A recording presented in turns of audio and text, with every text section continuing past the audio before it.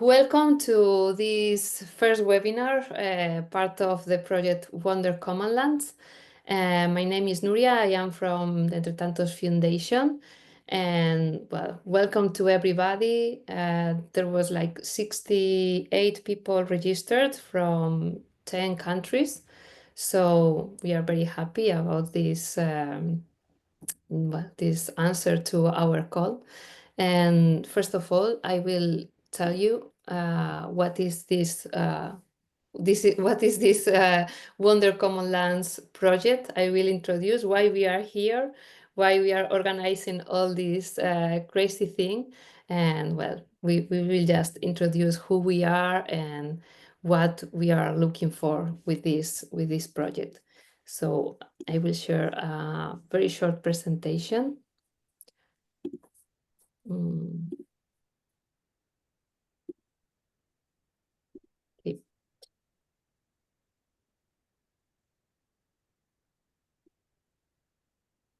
Okay.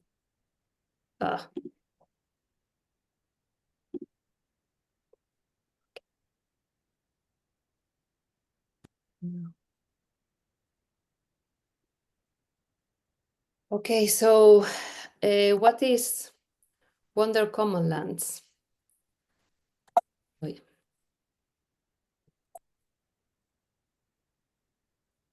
This is an Erasmus Plus project focused on exchange and learning. We are looking for promote the women and young girls' participation in the community life and decision-making of Commonlands.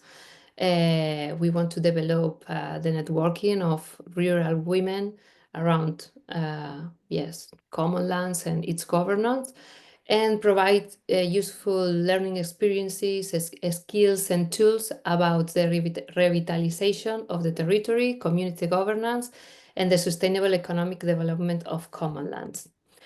This exchange of learning and experiences will go through 5 events. The first of all was celebrated in November in Couso, in Pontevedra. And well, it was a 3 days event, really interesting and full of learning. And then we will celebrate 3 webinars. The first of these 3 is this one, focused on the right to participate, connected to participatory processes, but also the legal tools connected to good governance.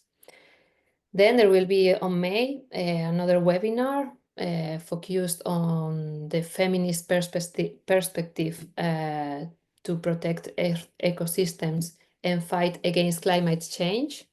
We will see which is the role of women on this land conservation and the possibilities, and also, yes, what brings to us this feminist perspective to the future. And the third event will be in June, and it will be focused more on economical development of the Commonlands, and also with this women perspective, the role, the possibilities, and well, many other different learning. Sorry, Nuria, we are still not seeing the presentation. Oh, no? So just for you to know, no. So I don't know if you want to share it again or just renounce it, but we are, yeah. Okay, why is not?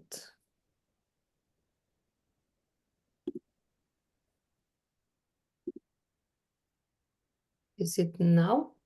Yes. Okay.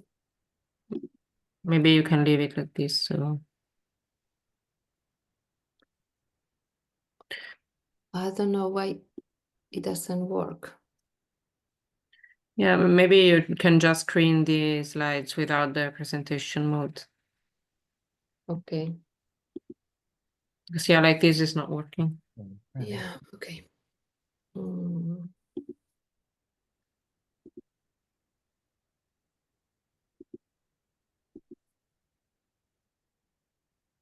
So now you can just yeah, okay. Well, Yes, I was talking about the event. And here we are, the 8 organizations involved in this project. We are from France, Norway, Portugal, Bulgaria.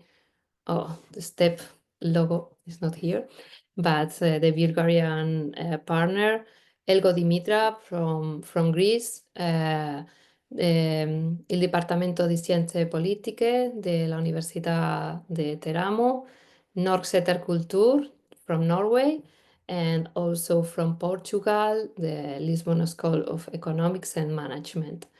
From Italy is also Slow Food, Abruzzo, and the European Legal Lab through BabaLex, our partners on this webinar, co-organizing this webinar. You will know Alima in just 1 minute. We are the 8 partners belonging to the consortium who is developing this project. So as I told you, in May and June, there will be another 2 webinars, and the closing meeting will take space in Italy in September. So I am, as I told you, Nuria from Entretantos, one of the partners. We are coordinating this project, and well, you can check our website to see what we do and which type of organization we are. We are focused on social participation for land management and for political incidents on environmental policies. But we have an area, the Commonlands area, and we are developing 3 main lines of work. We are promoting a network among women connected to Commonlands called Somos Comuneras. We are also leading a research on gender, Commonlands, and governance. And we participate in different networks connected to commons and to Commonlands protection and conservation. And we also support to some communities to improve their governance. So welcome to everybody. And I introduce you Alima from BabaLex, who will explain more about this organization. Thank you, Nuria.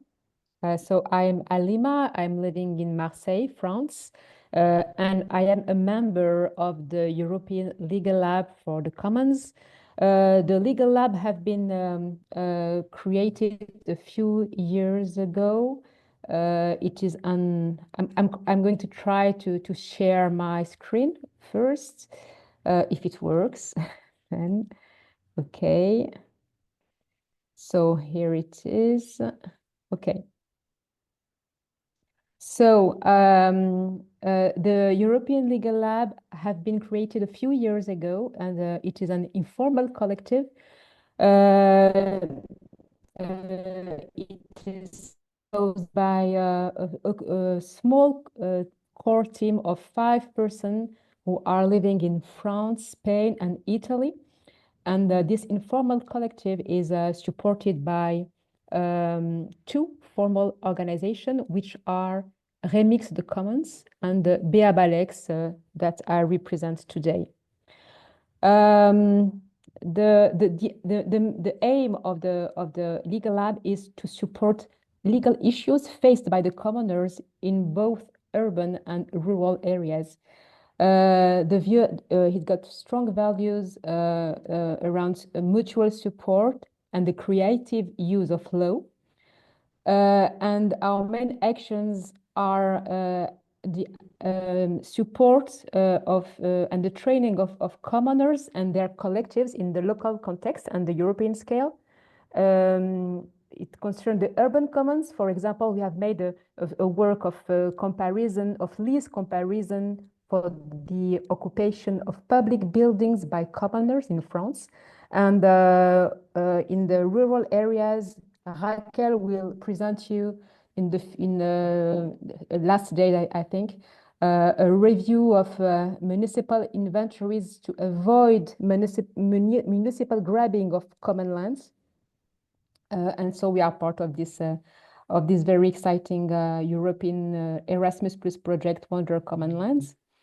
We are trying to promote an alternative vision of tactical use of the law.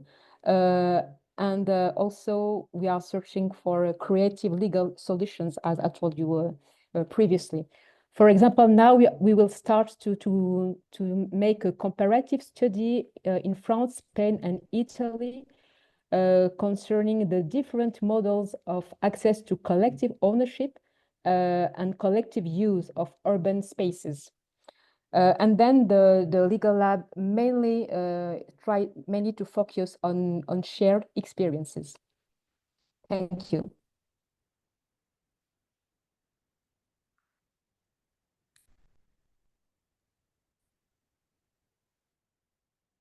Okay, now we have a moment to go deeper on the common lands and governance concept that we want to develop today during this webinar.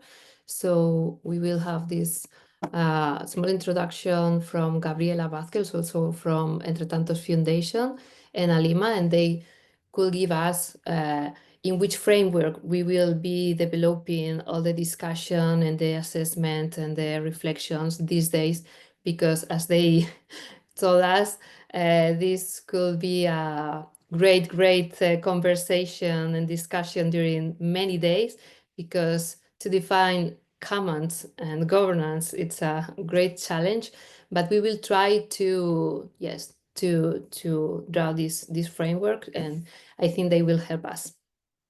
So, Gabriela? Okay, I'll be speaking Spanish for my presentation. So now we all have the chance to try how we're going to do it during the Spanish presentations, okay? So for those of you who prefer to listen to the English version that Danny will translate, you will have to choose interpretation, like the globe down, and then you may choose English so that you will listen to the English track, okay? Can I get some thumbs up for those of you who already have it covered so that I can start speaking Spanish? Then Dani, you switch languages. Vale. Empiezo. Go ahead.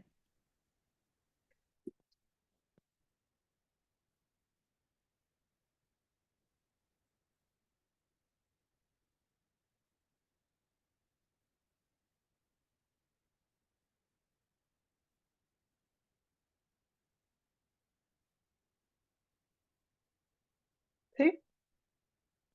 Vale. Bueno, sabemos que la mayoría de personas que estáis hoy aquí, obviamente ya tenéis algún tipo de conexión con los comunes o los comunales, pero una de las cosas que hemos visto es que hay determinados conceptos que por las distintas tradiciones históricas en unos y otros países, pues no son del todo compartidos. Entonces queríamos empezar con una base común para saber más o menos de qué vamos a estar hablando hoy a lo largo de esta tarde, ¿no? En general, de lo que estamos hablando es no solo de un tipo de recursos, que es lo que llamamos los comunes o los comunales, como de la forma de organizarse para gestionarlos. Estamos hablando de recursos que no son públicos, o sea, no son pertenecientes al Estado ni son privados, pertenecientes a un individuo o una empresa, sino que son un tercer tipo de propiedad que pertenece a la comunidad que los utiliza. Y además, no solo hablamos del recurso, sino de que esta comunidad se organiza horizontalmente para manejarlo.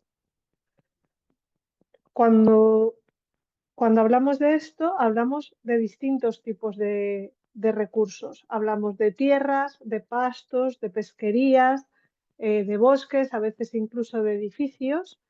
Y en todos los casos tenemos una comunidad que está ligada al territorio y que es quien toma las decisiones relevantes y pone las medidas para regular el uso de estos bienes y vigilar que y esta comunidad es también quien vigila que estas medidas se cumplen. Es por esto no solo es importante defender defender la calidad de estos recursos, sino también defender la calidad de la gobernanza, de este proceso horizontal de toma de decisiones, que también es una característica fundamental de los comunes. Entonces, no solo tenemos que prestar atención a los resultados, sino también al proceso. De esto es de lo que hablamos cuando hablamos de la orientación al proceso. Y por eso hoy hemos decidido o queríamos centrarnos en esta cuestión de la participación y preguntarnos qué es lo que garantiza que exista una participación de calidad para todas las personas comuneras, incluyendo evidentemente cuestiones como el género. Históricamente, en todos los países, los comunales han sufrido procesos tanto de privatización como de estatalización. Por ejemplo, cuando lo que pertenecía a una comunidad pasa a ser gestionado por un ayuntamiento. Y muchas personas consideramos que, que estos comunales son valiosos y que merece la pena recuperarlos y defenderlos, tanto por este tipo de esquema de propiedad como por estas estructuras de gobernanza horizontales. Y pensamos que tomarlos como inspiración puede aportar respuestas que nos sean pues, tremendamente útiles para afrontar los retos políticos y ambientales que tenemos por delante.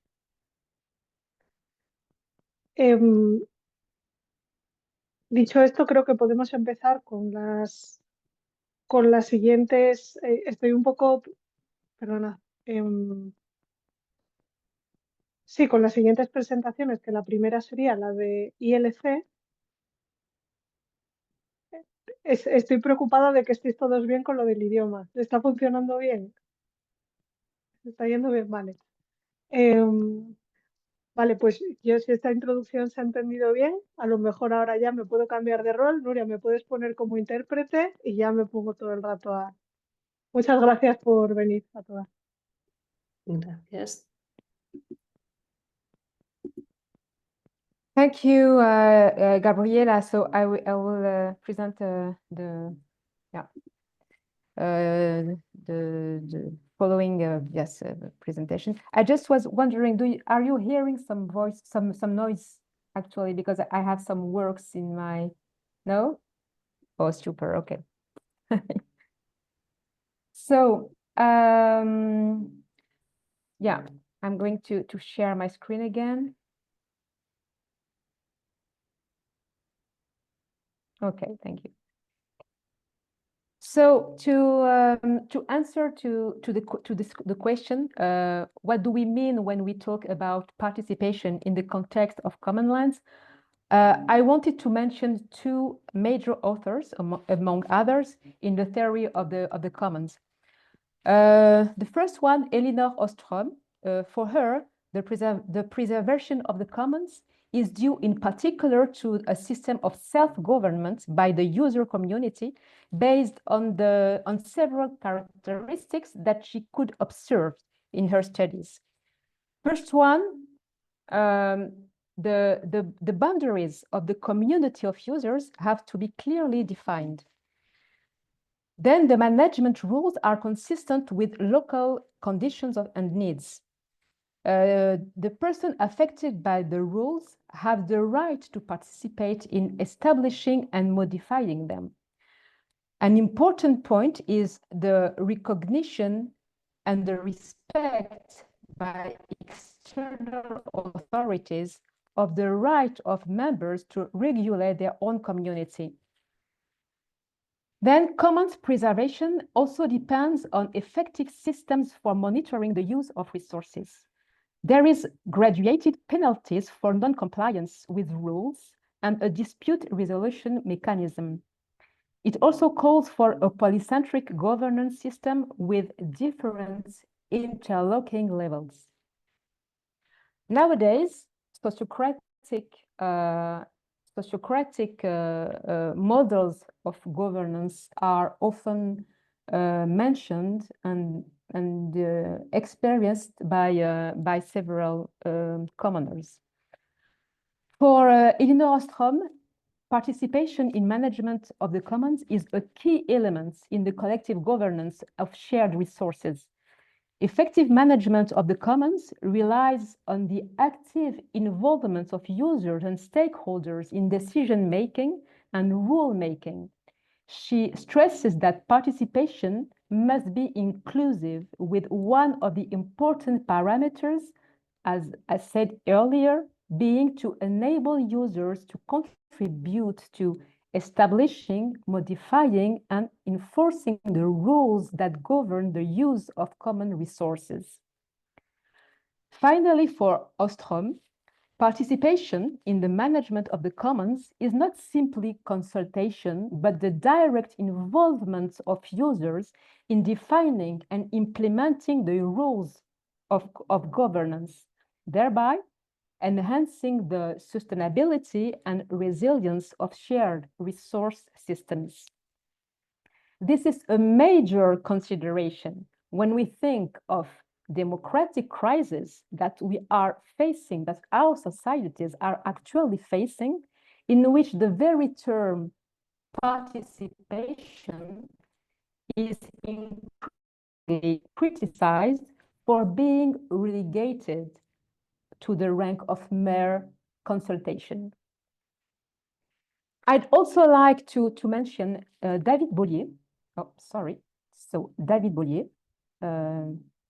it's here, yeah, whose work on the commons puts forward a vision of participation that goes beyond the simple management of the resources. For him, participation in the commons is a living and dynamic process where users are not mere beneficiaries, but active co-creators of the rules, practices, and culture of the commons. In a book called Think Like a Commoner and Other Writing, Bollier emphasizes several key aspects of participating in commons management. Some are similar, of which Elinor Ostrom shares. For example, the self-governance.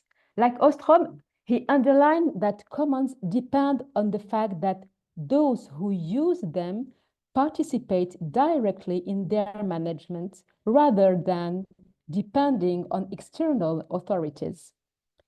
Inclusivity and democracy. He emphasizes that participation must be horizontal, like Gabriela just said before, horizontal, open, and democratic, allowing all members of community to have a voice in decision-making. Then he defined the commons as a social practice, and this is a first specificity.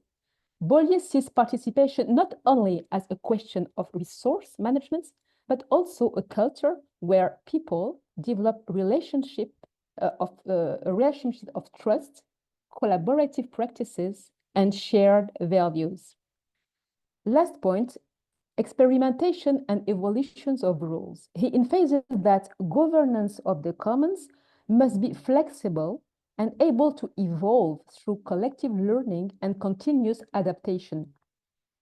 Finally, Bollier insists on participation that is not only decision-making, but also creative and social, enabling members of commons to build together a system of governance adapted to their needs and contexts.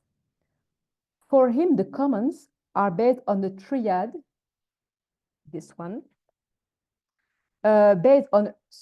composed by three main poles, which is circle, the resources, the social life, and the peer governance.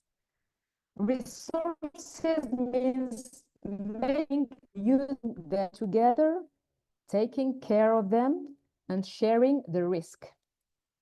Social life, which means cultivating a shared purpose and values, ritualizing conviviality, contributing freely, fostering reciprocity, reinforcing the self as part of a whole. And peer governance, which means to gather in diversity around shared objectives, decide by consent, ensure transparency in a space of trust. Have shared and generous knowledge, and co-monitor compliance with the rules and graduated sanctions, like Ostrom also mentioned it. I would say that one of the major issues is the interlocking of the principles set out by Ostrom and Boyer in the wider social environment of the commons, and in particular, in their legal and regulatory environments. This brings us to questioning one of the conditions set out by Ostrom for preserving the commons, which is the recognition and the respect by internal authorities of the rights of members to regulate their own community. And finding answer to these questions is one of the driving forces behind the legal lab, which has given itself the means to question the law and the ambition to try to make it evolve in favor of the preservation of development of the commons. And these are some of the aspects we will discuss later with Jean-François Joye and Christina Bugarín. Thank you.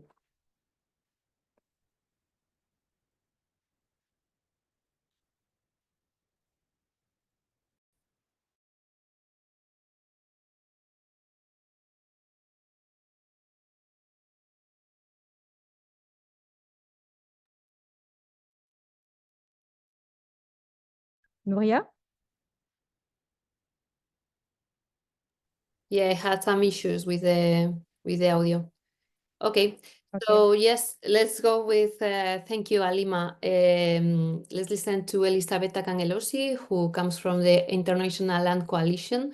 She is the responsible, among other things, on gender perspective on this network work. So thank you, Elisabetta, for joining us and bring us your perspective and that overview that the ILC can bring us.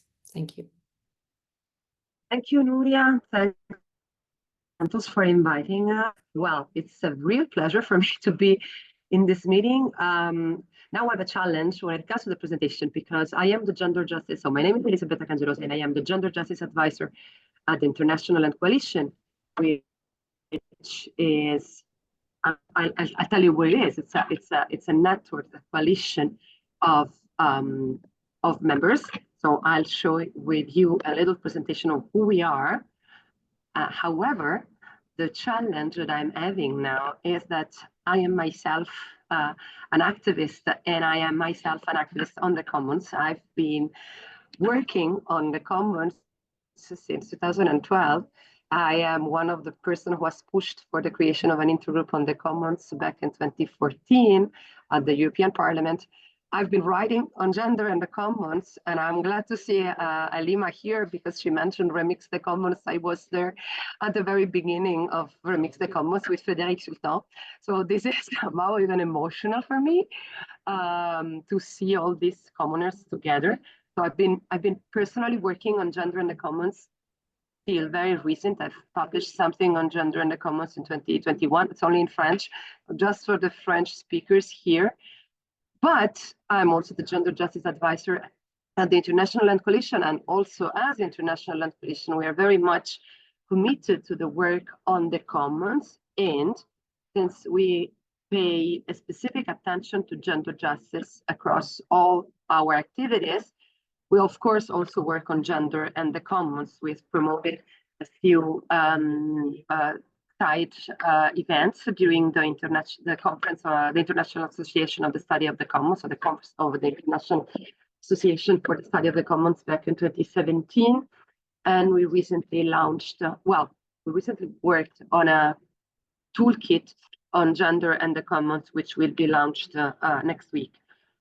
But let's make a step back for a second and on what ILC is and why we are here today, and then I will I will try to give also a little feedback on gender and the commons from mine and ILC perspective jointly. ILC is a coalition of members with a mission that is basically shifting power in order to promote people-centered land governance. So this is what we aim at, and this is what we do. We do have two core pledges, which are transversal work that we try to work on across all the activities we do. One is gender justice, and one is on defending the defenders. So the commons, both are extremely pertinent. On the one hand, because it's crucial to work on the intersection between gender perspective and the commons, as we are doing today, and as the Erasmus Plus project does. And on the other hand, also because in many parts of the world, Europe included, most of the commoners are also defenders, land defenders. This we have a relevant case within our network that is the Sinayevina organization that's based in Montenegro, and they are defenders of their pastures, their pastoralist territory, which has been affected to become a NATO base camp. So, for example, they are commoners and they are also defenders, and they are also based in Europe, so closer to our discourse. Because we, as International Land Coalition, we do work across the globe. So we have organizations working on securing land rights across the globe in different regions. We cover different specific topics. As you can see in this slide, we work to shift the power back to the people, and we work together with all these different kinds of people, and some of them are also commoners. Of course, I'm not reading the list in the slide, not worth wasting time. We have 50,000 communities represented in our coalition, and for a total of 71 million people, including Entretantos, of course. And specifically in Europe, Middle East, and North Africa, we have 18 members organizations, Entretantos included, and we work in 10 countries. So you can see here, well, Entretantos and Slow Food included. If I'm not mistaken, we have some colleagues from Slow Food in the call. So we have 2 ILC members on board today. So you can see in the map the different countries that are covered. So this is for the stop sharing. This is for who we are. So during the past years, we have been working on the commons specifically, and on gender and the commons more in particular. So among the different things we have been doing, so as I mentioned, side events during conferences, specific workshops, we have also produced, and I'm mentioning this now because this might be of interest for the next steps of the of this project. We have worked on a toolkit. I'm trying to share again shortly. We have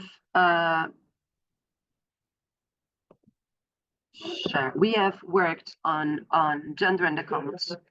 Why so? Because as several of us know, the intersection between gender and the commons is not something that has been studied extensively. We have a few studies, a few case studies that have been conducted, a few theoretical analysis. Since Alima already mentioned both Eleanor Ostrom and David Bollier, I would also mention Silvia Federici, just to have one more name on the table. But there is not a lot in written forms within the academia or at the research level. And unfortunately, there is not a lot at the practitioner levels either, because there is a lot in terms of knowledge and materials, but there is some sort of lack of systematization and experience sharing among women commoners, and on the gender perspective and what does it imply when you look at the commons. Why so?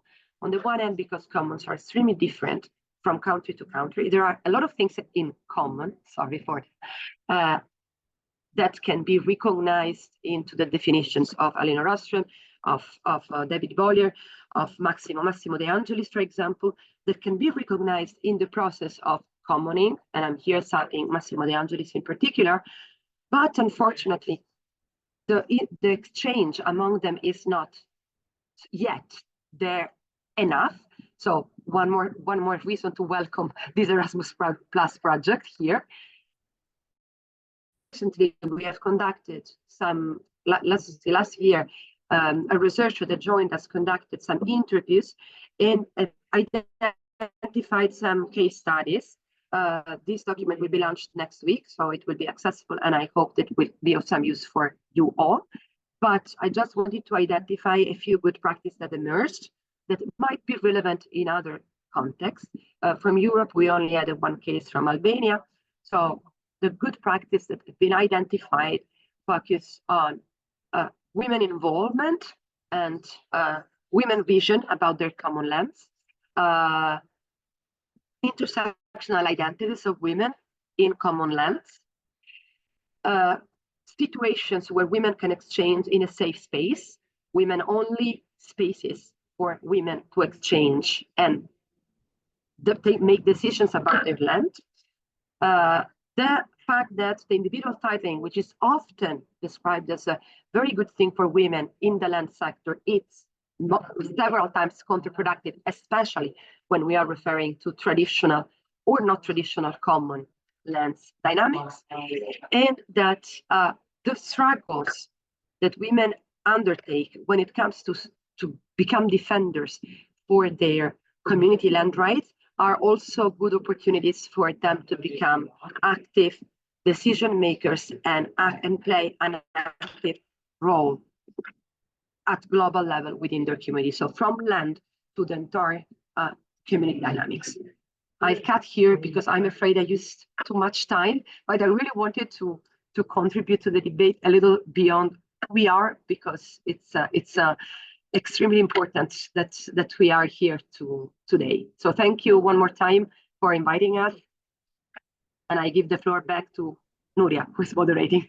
Yes, thank you, Elisabetta. Thank you. Well, here we are. This is the starting point of this webinar. And well, Alima will open this next blog that, yes, it will be more concentrated on legal issues. And well, they are the experts. So, Alima. Thank you, Nuria. Well, I will just, I'd like to introduce Jean-François Joye. Jean-François, yeah, he's here. And Jean-François Joye is a professor, yes, he's a professor of public law. He is the co-director of the Valcom Chair. Valcom Chair means evaluating the commons. And this chair is related to the University of Savoie-Mont-Blanc in France. So I just give the floor to Jean-François. Thank you, Jean-François. Thank you, Alima. Muchas gracias por la invitación. No hablo español. No hablo bien español. Hablo en francés et hablo en inglés. Alors, je vais partager.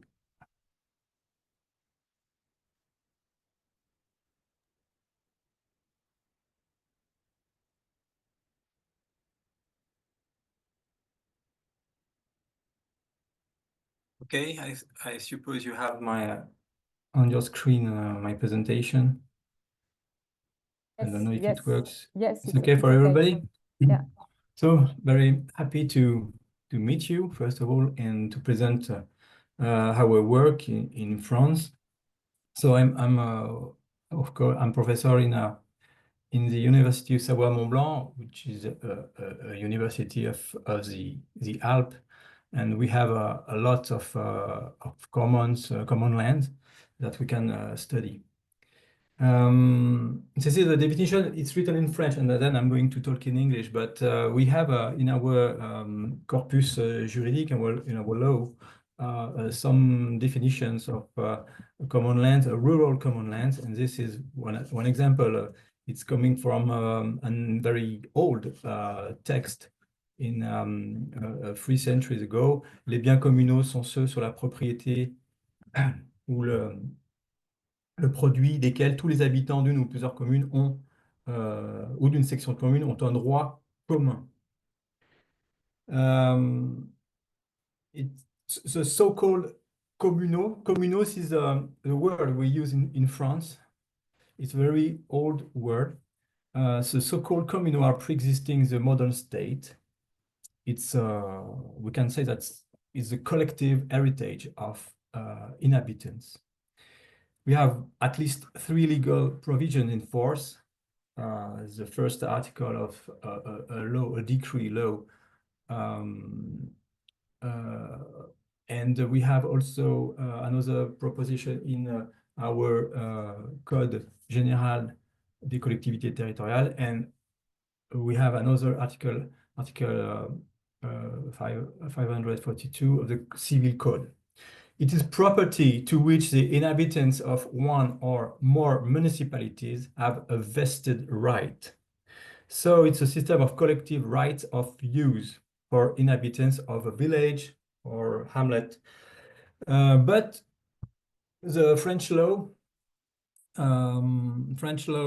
doesn't mention their functions, and they are function of general interest, but it's not mentioned. And we don't have a clear recognition of a legal regime and no clear recognition of a legal personality.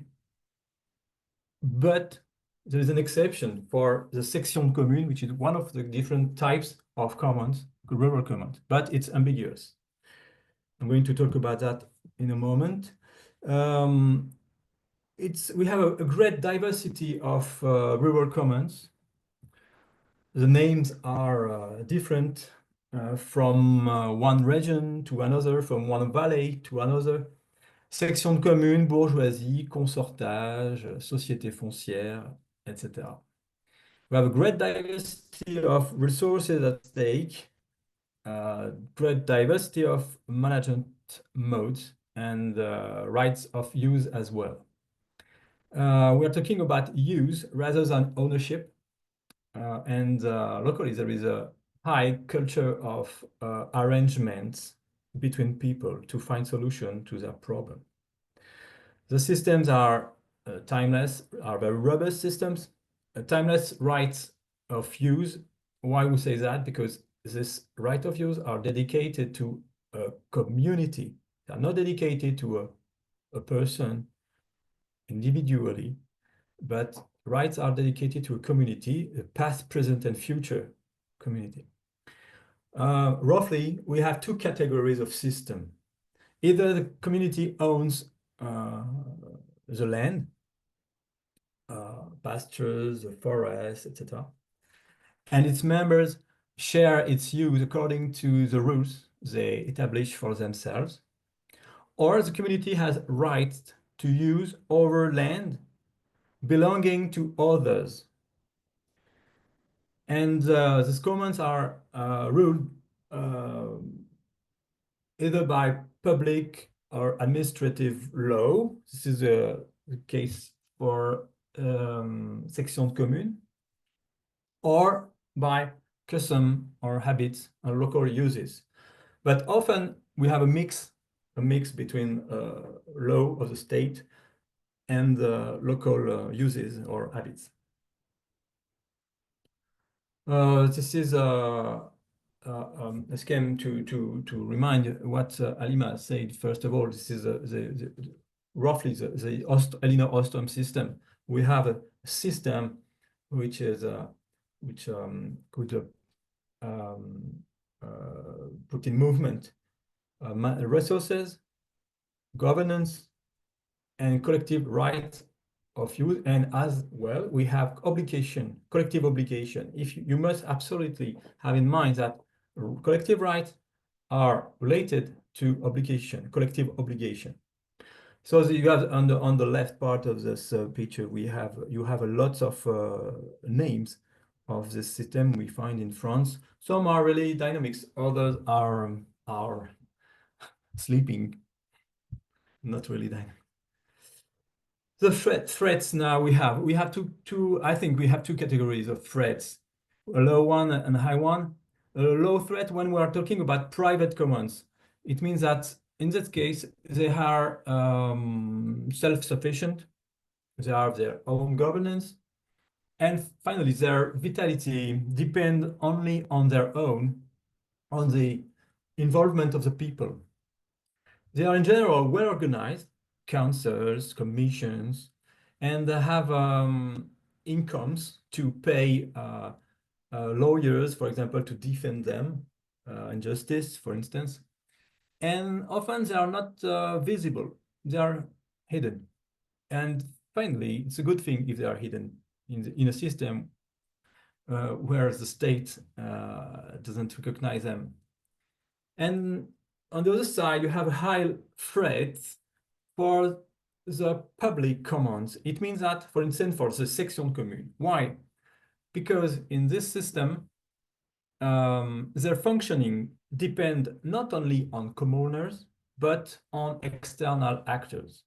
And those systems are under pressure of these external actors. These actors have competences to manage the common without being a member of it. And this situation could be helpful for the common lands or not, because these external actors could protect the commons land or not.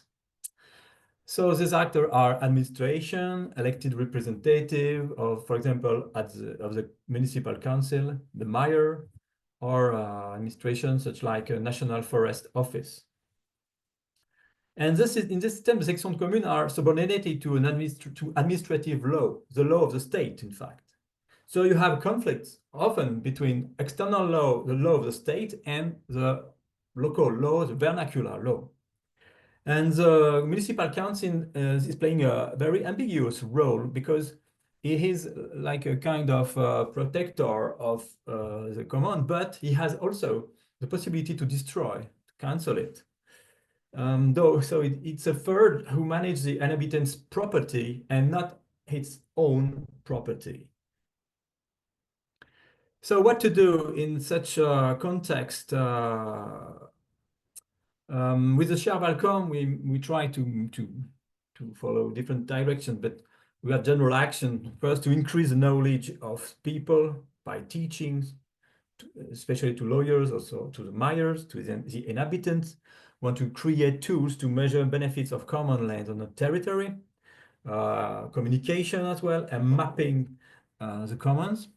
We try to solve the different conflicts we see, tools to mediate, to restore the quality of dialogue locally. We try to modify law as well, because it's very important in France, in a very centralized state, that you must know that there's no regional law. The law is only national. So and it's very difficult to modify the national law. So we try by workshops, by using workshops at the parliament, or talking with the MPs. We try to convince them that there is a problem with the French law, and we need to give more space to the commons, to common land, to permit them to expand. And then we try to select reflection to solidify the legal status of them.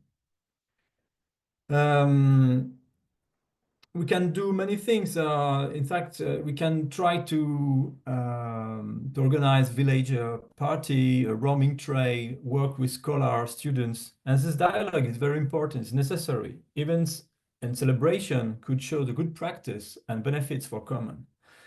And they have to, this common as well, the members of the common must welcome the new inhabitants and to help them to strengthen the feeling of belonging, which is sometimes missing, because people don't know where they are when they come, when they live and then buy a house, for example, in the rural areas. Often they don't know that they are into a common land.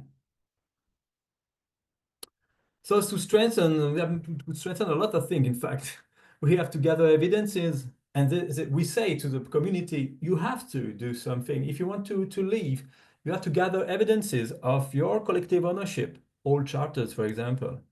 Daily, you have to manage action to prove that you are a collective owner, rental agreements, receipts, servitude, environmental contracts. You have to work, you could have some work contracts like with lumberjacks. It should be pursued repeatedly, publicly, peacefully, and unequivocally. And as well in your communication initiative, medias, books, conferences, you have to have a position, an owner, collective owner position. Never let the feeling of giving up area rising, and manage all the commons, not only one part of the common, just a part of the forest, but all the commons, and not only what is personally useful. You have to participate to the corvée, the collective work. That's the famous collective obligation. And you can ask to a notary to draw up deeds of notoriété acquisitive, this is a French name, to provide proof of the 30 years possession, acquisition prescription period. You can do that. You have to manage a bank account, sign contract with a modern accountability, pay your taxes, and regularly convene the annual general assembly, the board of directors to set up election. If you don't do that, it means that you are not managing the common, and the external actors that I mentioned before could say, oh, the common is not living anymore. Self-management, keep up an up-to-date list of members, not easy to do, not always easy to do. And you have to apply principle to set up a principle of transparency in your management, responsibility, and non-discrimination. We often saw that women are not at the direction of the commons, but it's not true for every commons. Alors, we have a special case, in the type of commons, which is called section communes. There is a higher problem because I say that they are included in an administrative law and administrative movement, that they are going to be destroyed by the state. But, and for this system, every misstep can be a pretext to criticize and remove sections. But in reality, we have a lot of section communes, more than 30,000. That's a lot. Of course, there is a great diversity here, from plots, common oven or basin, very, very small, to big forests or pastures, more than 1,000 hectares. It's very important in this system to participate to election and to pay taxes. This is crucial. If you don't do that, if you don't pay your taxes, the municipality has the possibilities, the competence to cancel, to destroy the common if, for example, when for more than 3 consecutive years, taxes have been paid by the municipal budget. Try to use rights with sense of responsibility with the National Office, Forestry Office, for example. Have a good relationship if it's possible. Try to take reasonable. You have to try to take reasonable quantity of wood, and you must not make business with the wood. You can, if you want, create associations to extend the supports of the commons, to restore buildings, to get subsidies. You should talk with elected person, to MPs, to the medias, and this is difficult for the community to do that, because often they think they cannot do it. They are not aware of the possibility they have to talk with media, to talk with elected representatives. So they have to be involved and well organized. This is a key point, more than legal defense. If you do, I was talking about the possibility for the municipality to cancel, to destroy the section if they don't pay taxes, or if the taxes are paid more than 3 years on the municipal budget. This is a picture of a very recent case at the beginning of February. A municipal council voted the destruction of all his commons on his territory, because they say that they don't want to pay for the taxes for the section commune. And that's a really often we can see that. In our region in Savoie, we make some comparison over time, and you can have you can see the difference. There is a huge decline of the system since the three centuries.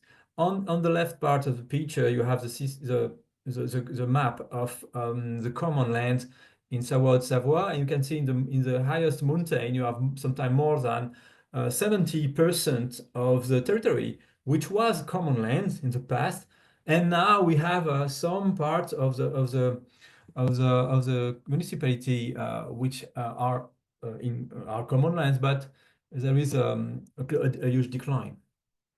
But they are still existing. That's the more important thing you must have. So we try to compare different system. It's in French, sorry for this picture, but between section commune, between commune occultive, between bourgeoisie, who is owning the land, who is having right of use, who can use the rights, how can you get the right of use? Is it by your family, or is it by the fact that you're leaving the land? Because we have two huge systems here. For example, for the section commune, you have the right because you are living into the village or the hamlet. On the other side, if you are on a bourgeoisie or a concertage, you have the right if you are in a family. This is the heredity system. Now, to finish, I want to show you some different examples more concretely. This is, for example, case number one, example number one, the bourgeoisie de Saint-Gingolph. This is a city, a very small city or big village, as the border of France and Switzerland. And on this, so you have a part close to the lake, Lac Léman's Lake, and a big part, it's a mountain, the mountain, the region, Chablais region, and about 60% of the territory here is a common land called bourgeoisie. Bourgeoisie means the inhabitant of the bourg, of the village. It's a mountain, we have pastures, so it's more than 2,000 hectares, and the forest, a lot of forest. And this territory is spread on 3 municipalities just in France. You have a novel here, this is Saint-Gingolph, and this is another Vernet, another village. And Saint-Gingolph, it's a city in France and as well in Switzerland with the same name. And there is also a bourgeoisie on the Swiss side, but there is another legal status for this. And they have a lot of money, if I can say that. They are not rich, very rich, but they have some income because they have a stone quarry, and so they can do many things because of this incomes. So here is a family. This is the family's coat of arms. The family, each family has a blason, a coat of arms, and if you are part of these families, you can have right to use the common land. You are a commoner. Alors, it could be a discrimination, yes, because if you are not, you cannot use your right. But you must know that in this village, the bourgeoisie try to help a lot of people, even if they are not part of the common land. For example, the school, the football club, etc., etc. So they are helping a lot of other groups. They have a self-governance. This is not French law, which is managing it. It's their own provision or regulation here, with an administration council, different commissions, and a general assembly. It's a very important actor, but we can say it's quite a municipality, but it's not legally. But when you are working in this village, you can have a lot of boards that are explaining what they are explaining to the people what they are, and when they take some decisions, they are putting it on a board on the left part of the picture. And you have two parts of this board. You have the part of the municipality with the legal decision, and you have the decision on the right of the bourgeoisie.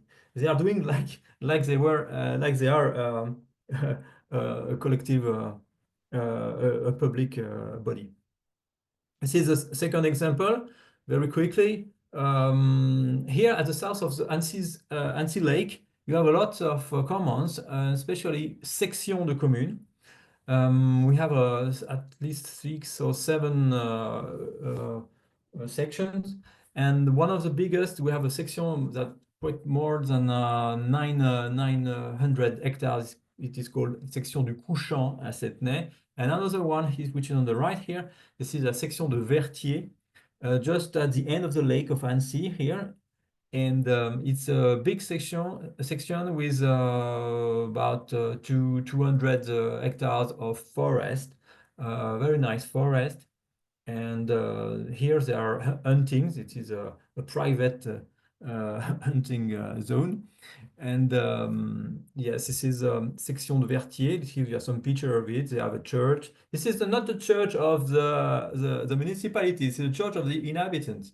Even you have an oven here, and you have a bridge, etc. This is a picture of the forest. You must notice that I want to say that people in the section commune are in France really struggling to defend their rights and their heritage. This is a real paper that I find someone gave me. When they are try to explain what they need.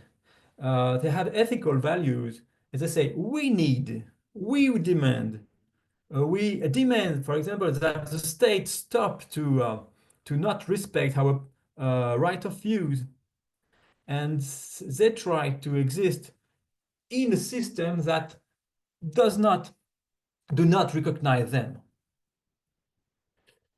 In front of them, they have the external actors, not only the municipal council, but here this is the National Forest Office, and we find in France some document inside this office that promotes the destruction of the section commune. This is a proof of the will of the stattal administration to kill, if I can say that, to destroy the section commune. Another case, this is the commune occultiste. It is in the Maurienne Valley.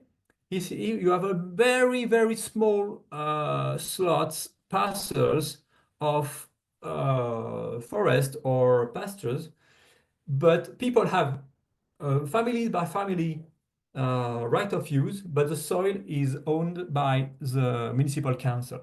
But here there is a huge problem because the collective government stopped over years, and now this is a huge decline. And if the people don't have the capacity to have a common vision of their territory, I think the system will probably definitely disappear. And this is the last, and I'm going to finish now.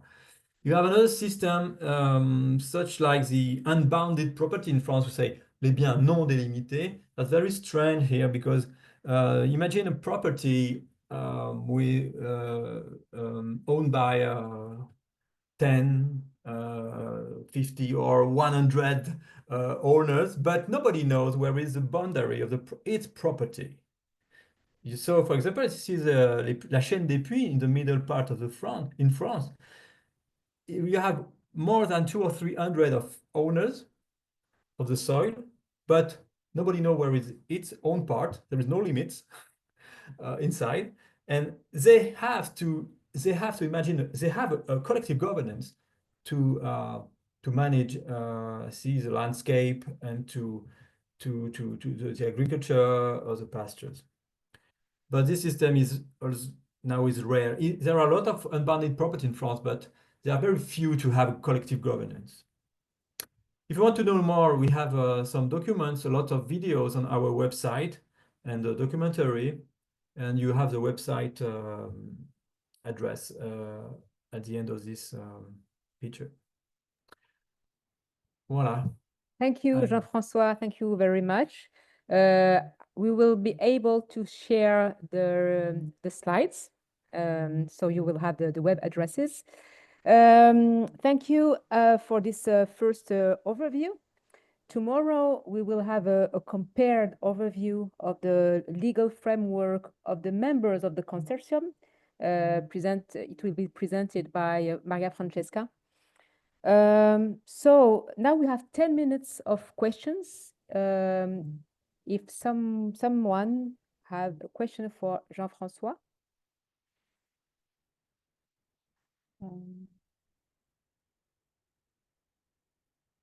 Yes, Maria Francesca.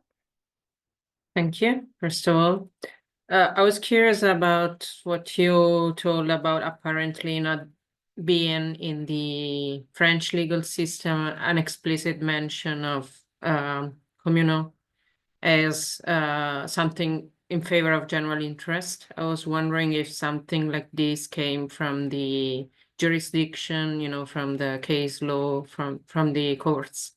Because in Italy, we also don't have that like written in the law, but the higher court, the highest court declared that I mean, there were some decisions in that sense. So I was wondering if it's the same in France. No, we don't have it. But in Italy, you have the law of 2017 is mention it. Mention clearly the function of in general interest of I demani collettivi. We are jealous of this law, and in the Valle d'Aosta anche c'è una legge importante. But no, in French law we don't have it. We have a case law of the Constitutional Council in 2011, which say that the system of section commune are existing. They have a legal personality, and they have effectively they are leading action of general interest. It is said that, but in the same time, the council say that they have a moral personality, which is a public personality. So on one side, on the one hand, the Constitutional Council said that recognize the section commune, the communal. And the other hand, it is said, the council said that they are a public property. In fact, the Constitutional Council did not really understand what we are talking about. And this is a big problem, because if it is a collective, if it is a public property, this is another legal regime which is going to manage it. And we are not talking about public property. We are talking about commons. So no, the case law is not good enough in France to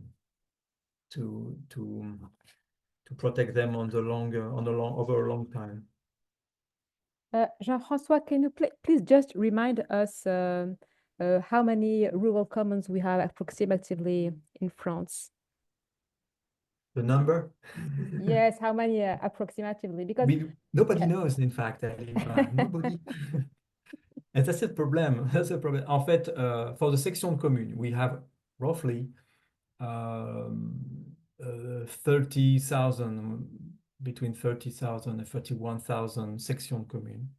But as I say, some are very small, others are very big. That's very different. Some are dynamic, active, others are sleeping. It means that they are not dead legally. imagine people want to be involved in the section commune, and the common can be alive and can expand once again. But in addition, we have consortage, bourgeoisie, caillolard, a lot, many, but we cannot count it. I think more or less, they are about 100,000. Thank you, Jean-François. Is there any other question for Jean-François? Yes, Gretchen.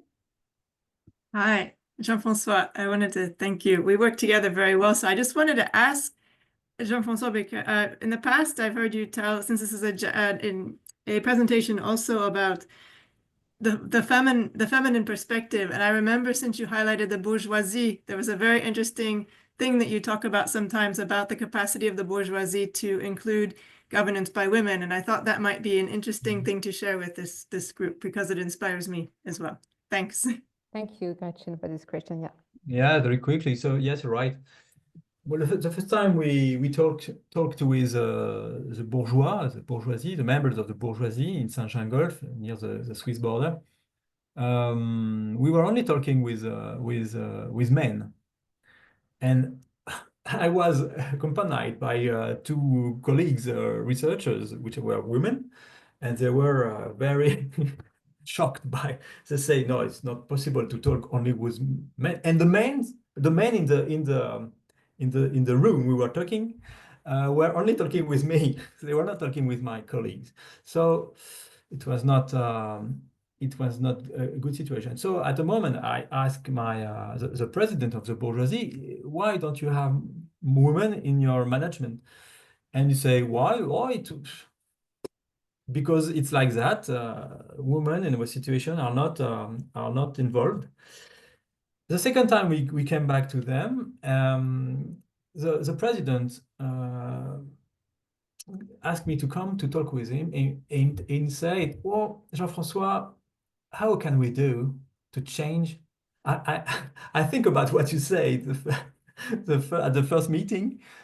How can we change it? I say, but you are lucky. You have a huge chance. Your management is not under the pressure of the state law. You can do whatever you want on your own. So if you want to change the rule, you convoke an assembly of your members and you change the rules. And the third time we came to visit them 2 years ago, they were very proud to say that now 2 women are included in the direction of the bourgeoisie. There is no president. Okay, but maybe next time. But one is a secretary and the second treasury. So it's going. In fact, you must just tell them that their functioning is not in conformity with the European Convention on Human Rights. That's all. And then they can remove it, no problem. Elisabetta, I think you have a question. Well, no, I just had a comment on this is super interesting conversation between Gretchen and Jean-François, because what Jean-François just mentioned sounds very familiar to any of us working in the so-called developing world or the global south. And the tendency when you want to compare Commonlands and gender dimension in the global south with what happens in Europe is that you think that, well, that there is this patriarchal dynamic. So in the global south, there are these women activists that are trying to get the governance dynamic and get more involved. But actually, what Jean-François was just describing happens in France. So maybe there is even more that could be learned from what happens in indigenous context in, let's say, randomly Peru, that they might have way more in common with what happens in the context of the bourgeoisie that Jean-François just described, and I'm not that familiar to, but I perfectly understand the context. While when you think of it, at the very beginning, you might think that actually the cases are quite different because the commons themselves are quite different. The definitions of the commons are somehow different. But when it comes exactly to the gender dynamics, since patriarchy is the same everywhere, then the gender dynamics that you can put in place paradoxically are closer. So it was just a comment because it really made me think of some cases that are part of our toolkit that I didn't mention because I was focusing on those that are like geographically closer, but eventually when it comes to fighting patriarchy, the dynamics are extremely similar. Sorry, I hope it helps. Yes, but it's a patriarchal society, of course, because in the past, the peasant society was really a patriarchal society. But in fact, there is no, we can see many different situations. And we, as well, we can see a lot of young people now interested in commons. We had a very good example. We were in December, and I can share you the link with our video in Haute-Loire, in the center of France, for a meeting with people, and we saw a lot of young people. Yes, so the new generation want to be more interested. I hope they want to be more interested, and especially women. Thank you, Jean-François. Thank you very much for your presentation and this very interesting discussion.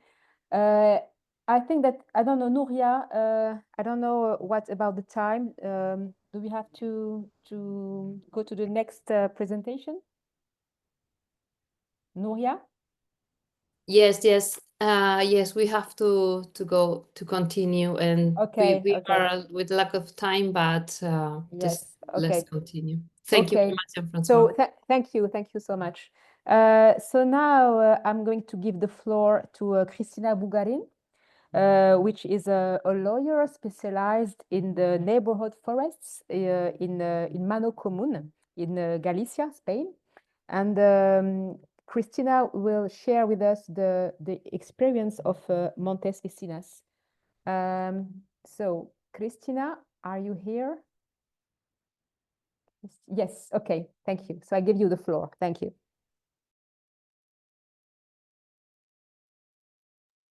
Cristina, tienes que activar el micro, porfa. ¿Así? ¿Me oís? Perfecto, perfecto. Bien. Bueno, yo después de escuchar a Jean-François, pues considero que Galicia es una privilegiada total, porque, bueno, en buena medida la suerte fue que los montes vecinales en Man Común llegaron al siglo XX y no quedó más remedio que primero reconocerse por la jurisprudencia y después ya por la compilación gallega y distintas leyes que después os diré, ¿no? Está totalmente regulado tanto por la ley, reglamento, jurisprudencia y totalmente reconocido. Es más, en un periodo indeterminado, a finales del 19, principios del 20, que no se sabía bien de quién eran estos montes, pues digamos que pasaron a tutelarlos en principio y gestionarlos los ayuntamientos y se dedicaron a convertirlos o transformarlos de bienes comunales en bienes patrimoniales que se pueden vender, se pueden transmitir, y hicieron cesiones de montes vecinales inmensas, pues para todo tipo de administraciones públicas, pues como el Hospital Montecelo de Pontevedra, o mismo el aeropuerto de Peinador de Vigo. ¿Vale? Bien, todas esas ocupaciones que se hicieron en su día han sido reivindicadas en los tribunales y se han recuperado para las comunidades de montes. Bueno, esto es una pequeña introducción en relación a que yo estaba asombradísima en relación a lo que estaba contando Jean-François y digo, pero qué suerte tenemos en Galicia, que somos una comunidad autónoma de las 17 que tiene España y es pequeñita. Y resulta que pues nosotros tenemos unos 3.771 más o menos montes vecinales y en hectáreas pueden ser unas 665.000 hectáreas.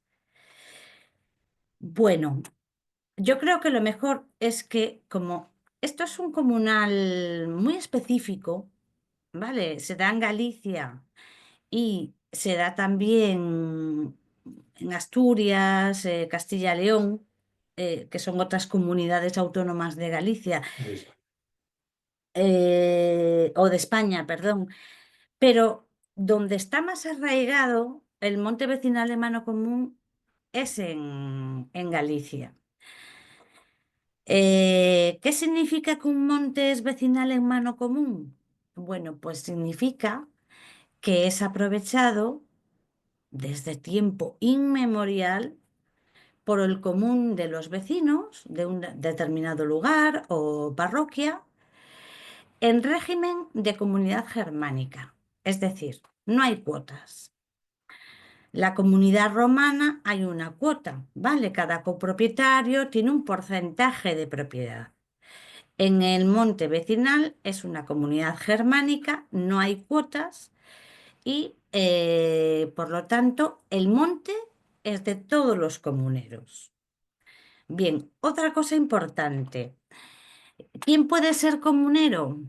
Bueno, Jean-François decía que había algunos bienes comunales que se ligaban a las familias, ¿no? En los montes vecinales no tiene nada que ver. Es decir, tú tienes que tener tu residencia habitual en la parroquia o lugar donde esté el monte. Es el requisito esencial para ser comunero. Es decir, si tú vives en una determinada parroquia y por cualquier cosa, porque te casas o por, yo qué sé, un viaje o lo que sea, te marchas a otra parroquia, se da mucho, por ejemplo, en las parroquias muy rurales y que se vienen a trabajar a Vigo y se vienen a vivir para aquí. ¿Vale? Bueno, pues entonces dejas de ser comunero, porque lo fundamental es que tengas tu residencia habitual allí y hagas todos los actos necesarios de tu vida en dicha parroquia. Bien, los montes vecinales están muy consolidados en Galicia porque tenemos una entidad de población muy singular. Que se llama la parroquia. La parroquia tiene un origen remoto, desconocido. Hay doctrina que la pone su origen pues, en la época sueva, pues porque los suevos crearon el parroquiale suevorum, que es una relación de parroquias, pero te las pones a leer y te das cuenta que son parroquias eclesiásticas. La parroquia propietaria del monte vecinal no es eclesiástica, no tiene que tener ninguna vinculación con el ámbito de una parroquia eclesiástica, sino como entidad de población. Estaríamos hablando ahí, en el caso de que el origen fuera suevo, de los siglos V y VI, ¿no? Bien, la parroquia es llamada feligresía, que es un término muy parecido a la parroquia portuguesa, que le llaman las feregresías, si no me sale muy bien el acento, ¿no? Bien, pues estas feligresías son recogidas en el primer catastro que se hizo en España, que es el catastro del Marqués de la Ensenada de 1752.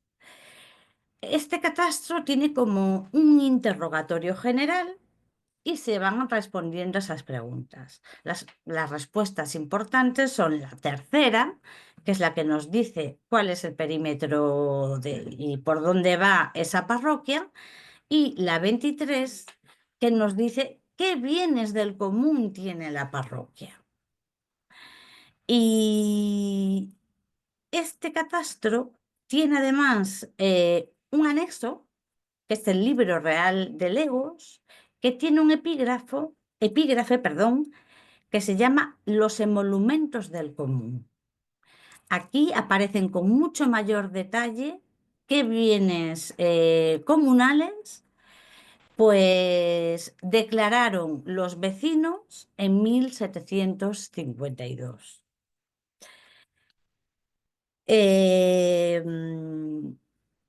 A ver, Alfonso X el Sabio, un rey español, siglo XIII, creó lo que se llama las partidas. Es una regulación legal, ¿vale?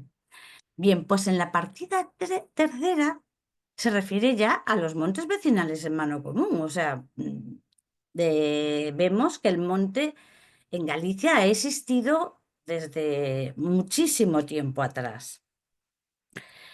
Pero para mí, el origen, pero es una cuestión mía, porque ya digo, no se conoce exactamente, el origen fundamental del monte vecinal en Galicia está en los foros.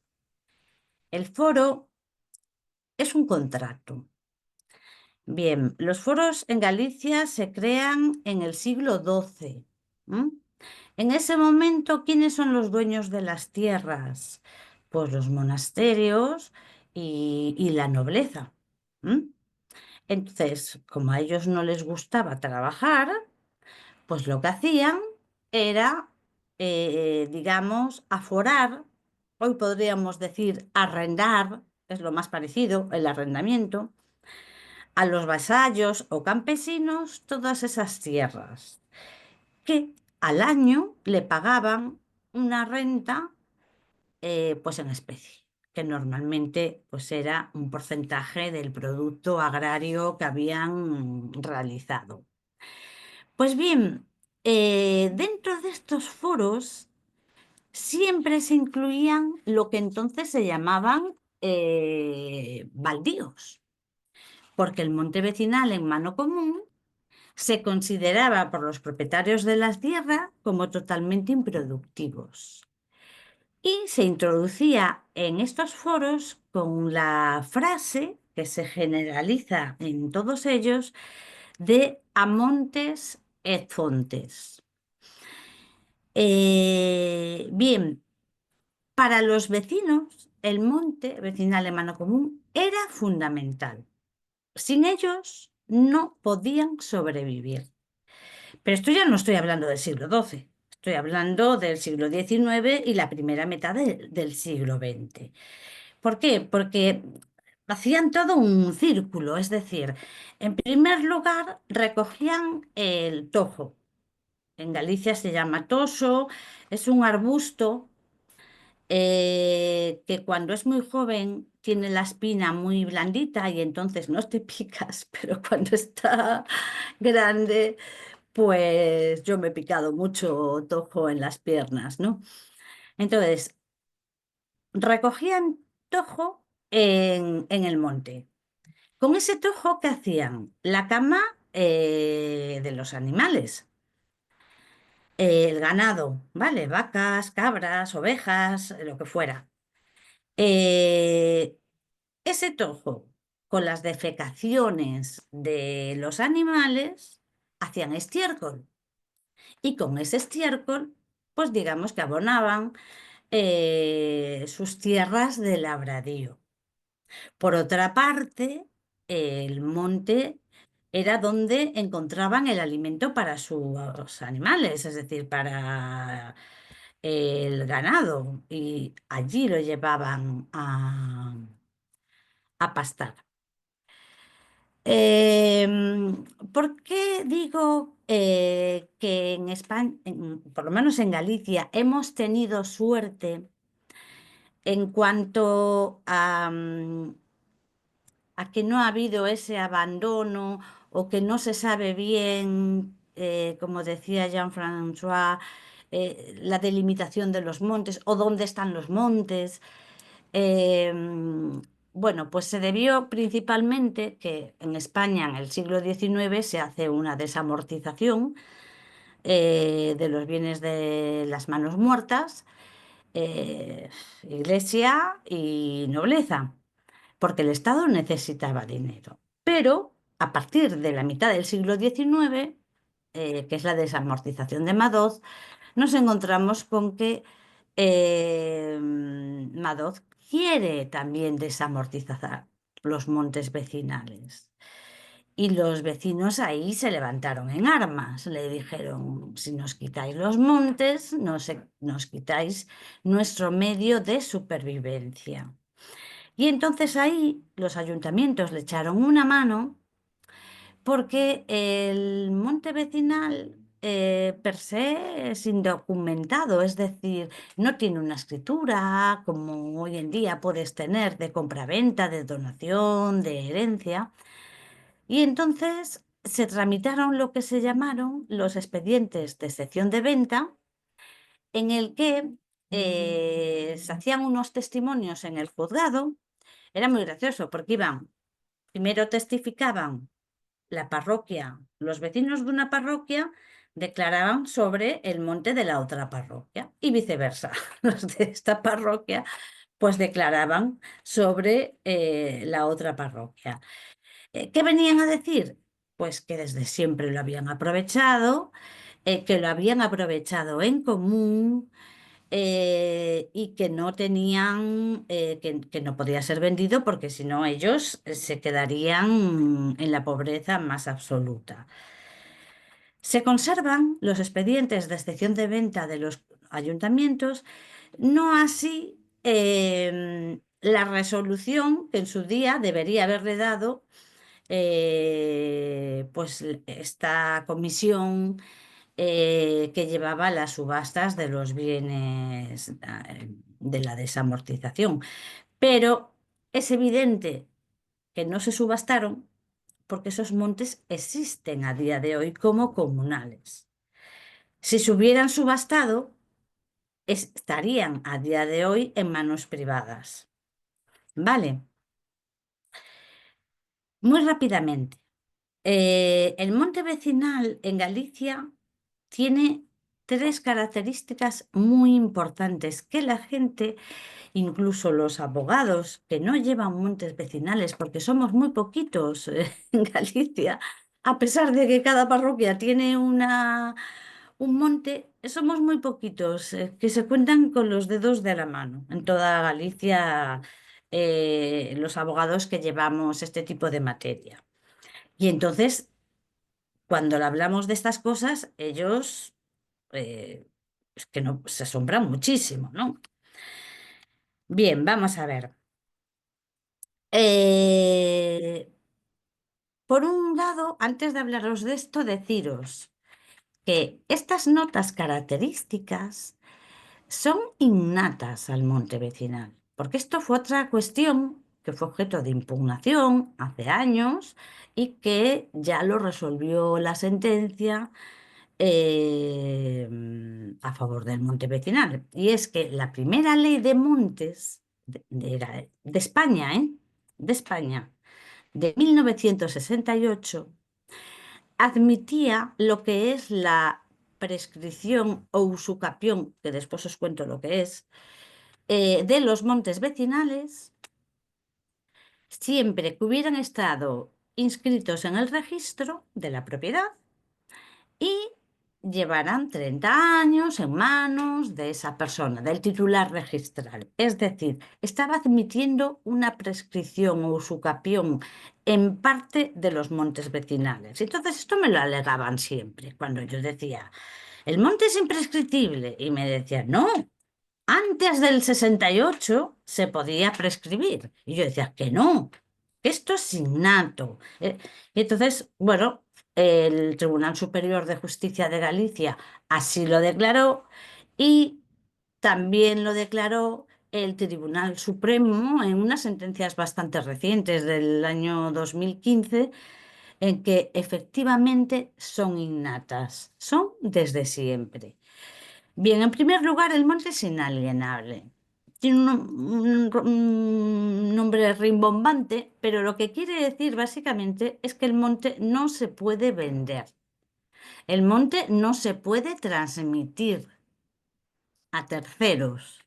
Y en el caso de que lo transmitas, lo enajenas, pues esa enajenación es nula de pleno derecho y no se puede convalidar con la inscripción registral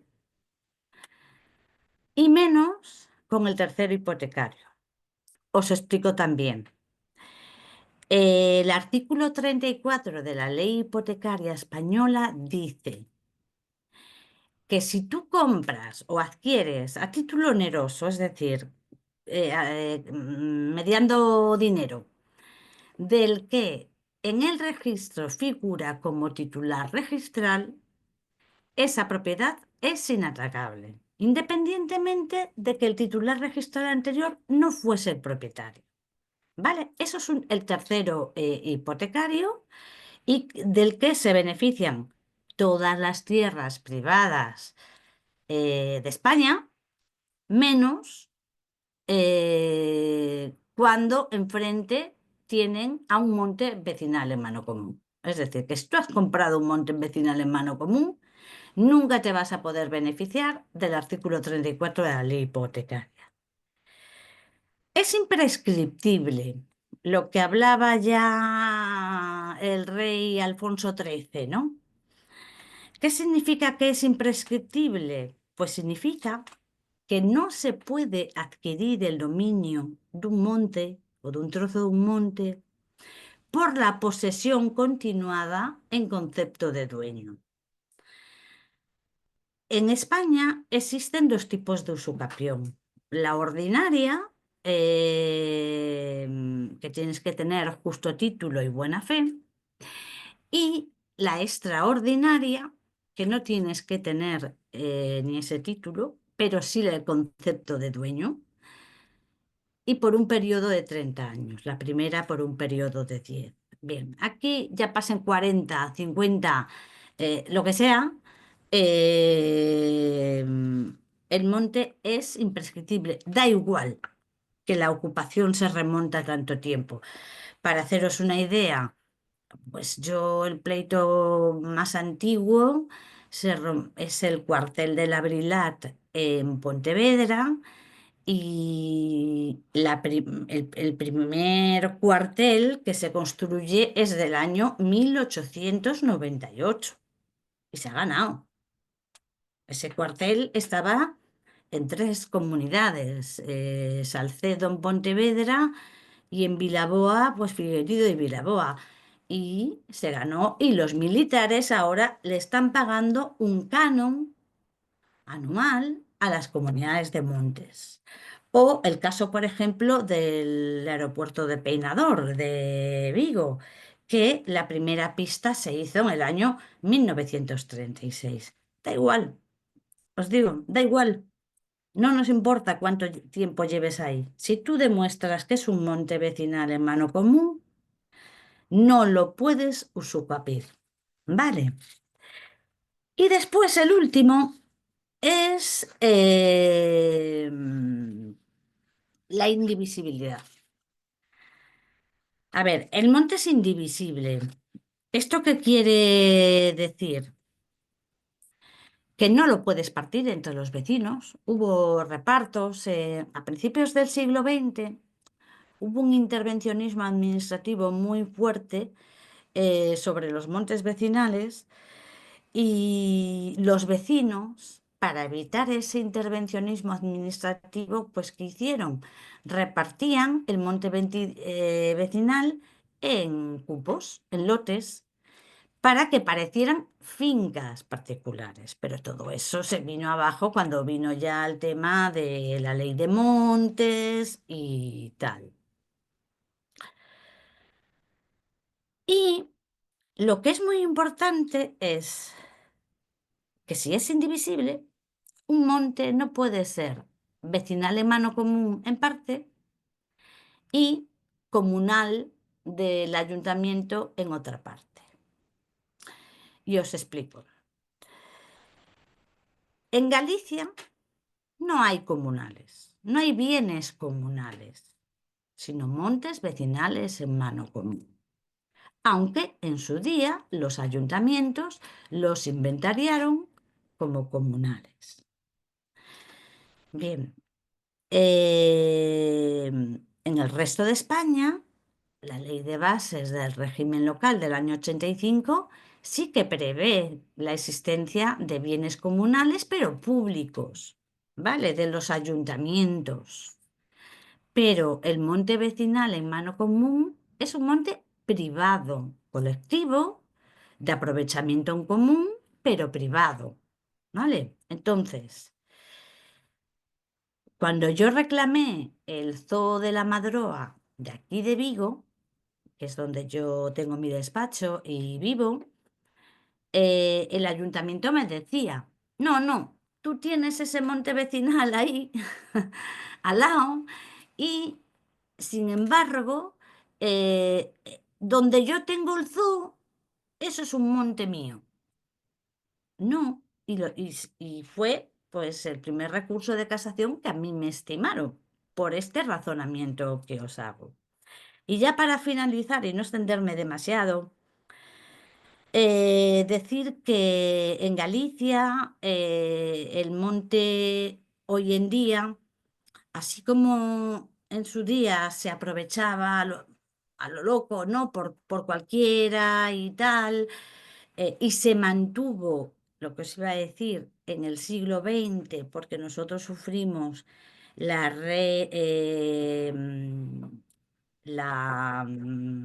Guerra Civil Española del año 36 y se pasó mucha hambre, ¿vale? Y entonces los vecinos necesitaban el monte para vivir. Y ellos, de hecho, habrás con testigos que te hablan en gallego de os anos da fame, ¿no? Entonces, eso dio lugar a que el monte no se olvidase, a que los vecinos conozcan perfectamente por dónde va el perímetro del monte, ¿vale? Bien, pero ahora no es así. Tenemos una ley gallega, la ley 13/89, en la que establece ya unos órganos pues, de gestión del monte vecinal. Por un lado tenemos a la Junta Rectora, que hace pues, la gestión diaria, y la Asamblea General, que está compuesta por todos los vecinos y que toma las decisiones importantes. Os puedo decir que la participación en lo que es la Junta Rectora,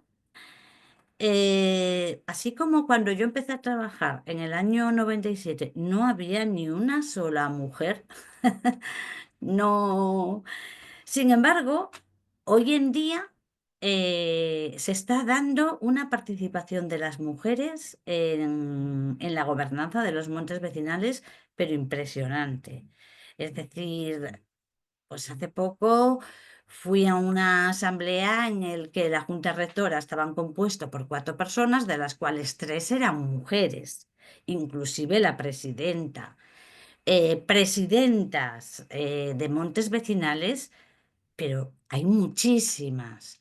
Es decir, que sí que ha costado que se incorporasen a lo que es las comunidades de montes, pero a día de hoy la mujer tiene una presencia importante en los órganos de gobierno. Y nada más. No sé si queréis hacer alguna pregunta. Thank you. Yes, thank you very much, Christina. This is very impressive. We are jealous. Yes, is there any question? Perhaps I can ask a first question. So it seems that this framework is very specific to Galicia. Are there other parts of Spain where there are similar rules and of framework?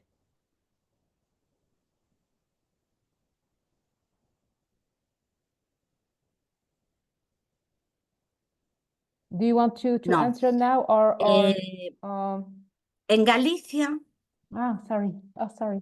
en Galicia está totalmente consolidado. ¿Ok? Mm. ¿Qué pasa en el resto de España que se da en comunidades autónomas, vamos, que se cuentan muy poquitas, que es Asturias y Castilla y León? Ahí ha ocurrido lo que nos decía Jean-François, es decir, se perdió ese pensamiento de los montes, los vecinos no conocen los límites de los montes y están ahora, pues, en la época de Galicia de los años 70. ¿Me explico? Es decir, pues están tratando de a través de la Junta de la comunidad autónoma, intentar pues recuperar esos montes, pero tienen ese hándicap de hasta dónde llegan, hasta dónde... Vale, pero sí que existe.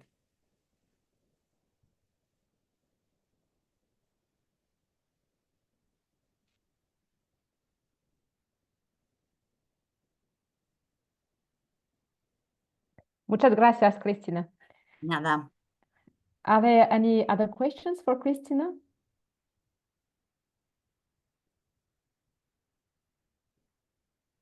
No, it was very, very clear. There is a question in the chat, I think. Okay. In the chat. Vale, Yago, haz de la pregunta si quieres y pueden ir traduciendo las intérpretes. Gracias. Thank you, Nuria.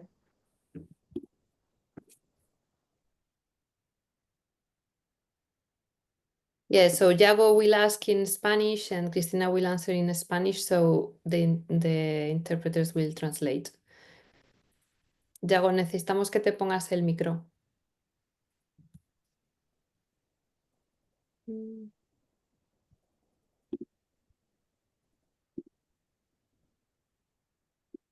Vale, he's trying. ¿Ahora? ¿Se me escucha? Sí. Vale, es que estaba... Perdón.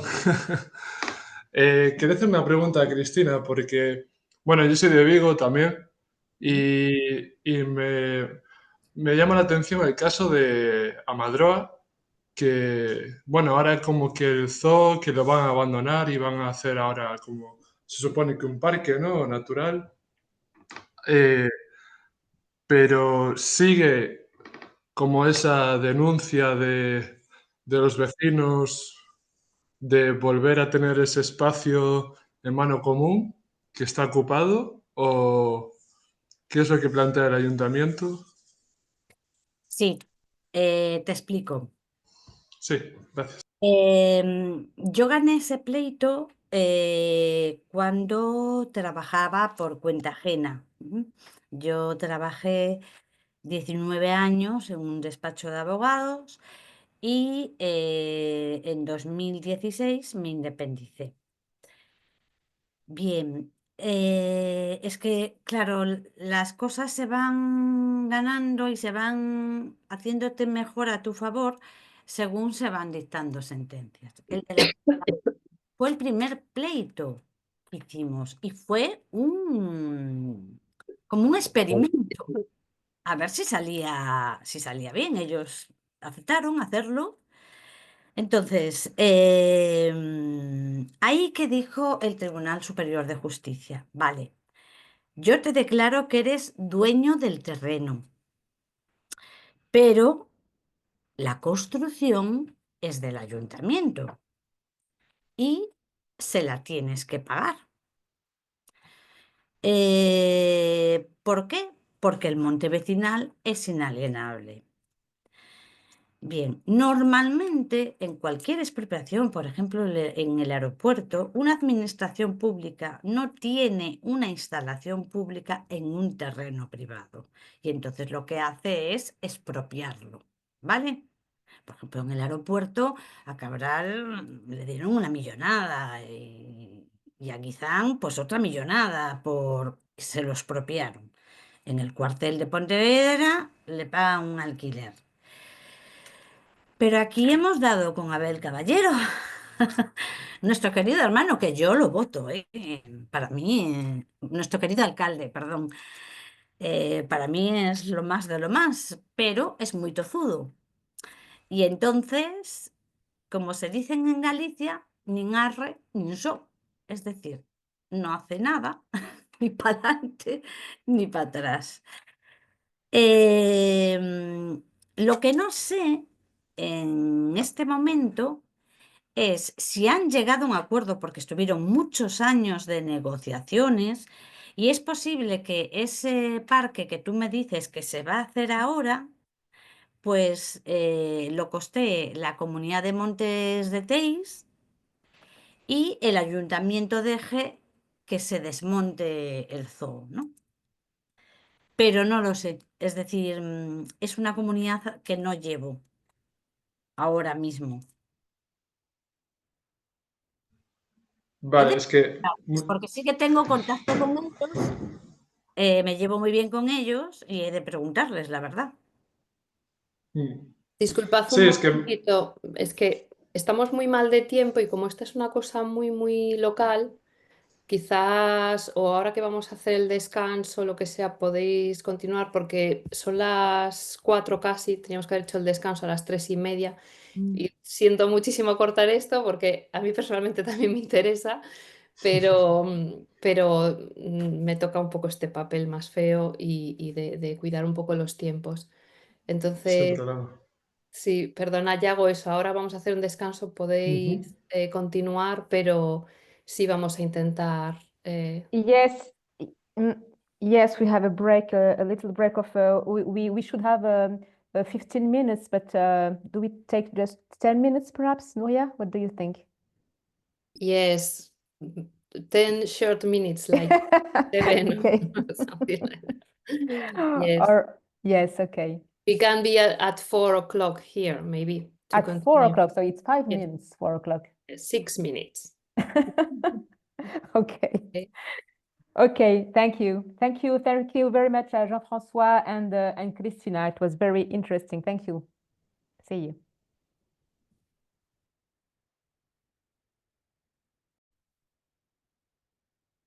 Okay, so we are back and we go with the second and last part for today. And as you have seen, now we have started with a wider view of commons, common lands. Which are the legal perspective and some examples. But as you know, this webinar is part of a project focused on the gender perspective on common lands and its governance. So we are trying to go closer to this perspective and concepts and so on. So now I was saying that the interesting part is which Veronica Sanchez will bring us, but before I will make a small introduction to governance and what we take into account when we talk on good quality of governance. This is a wide subject that, well, there are many literature and yes, many discussions about what we call governance and how we define it and how we define the good quality.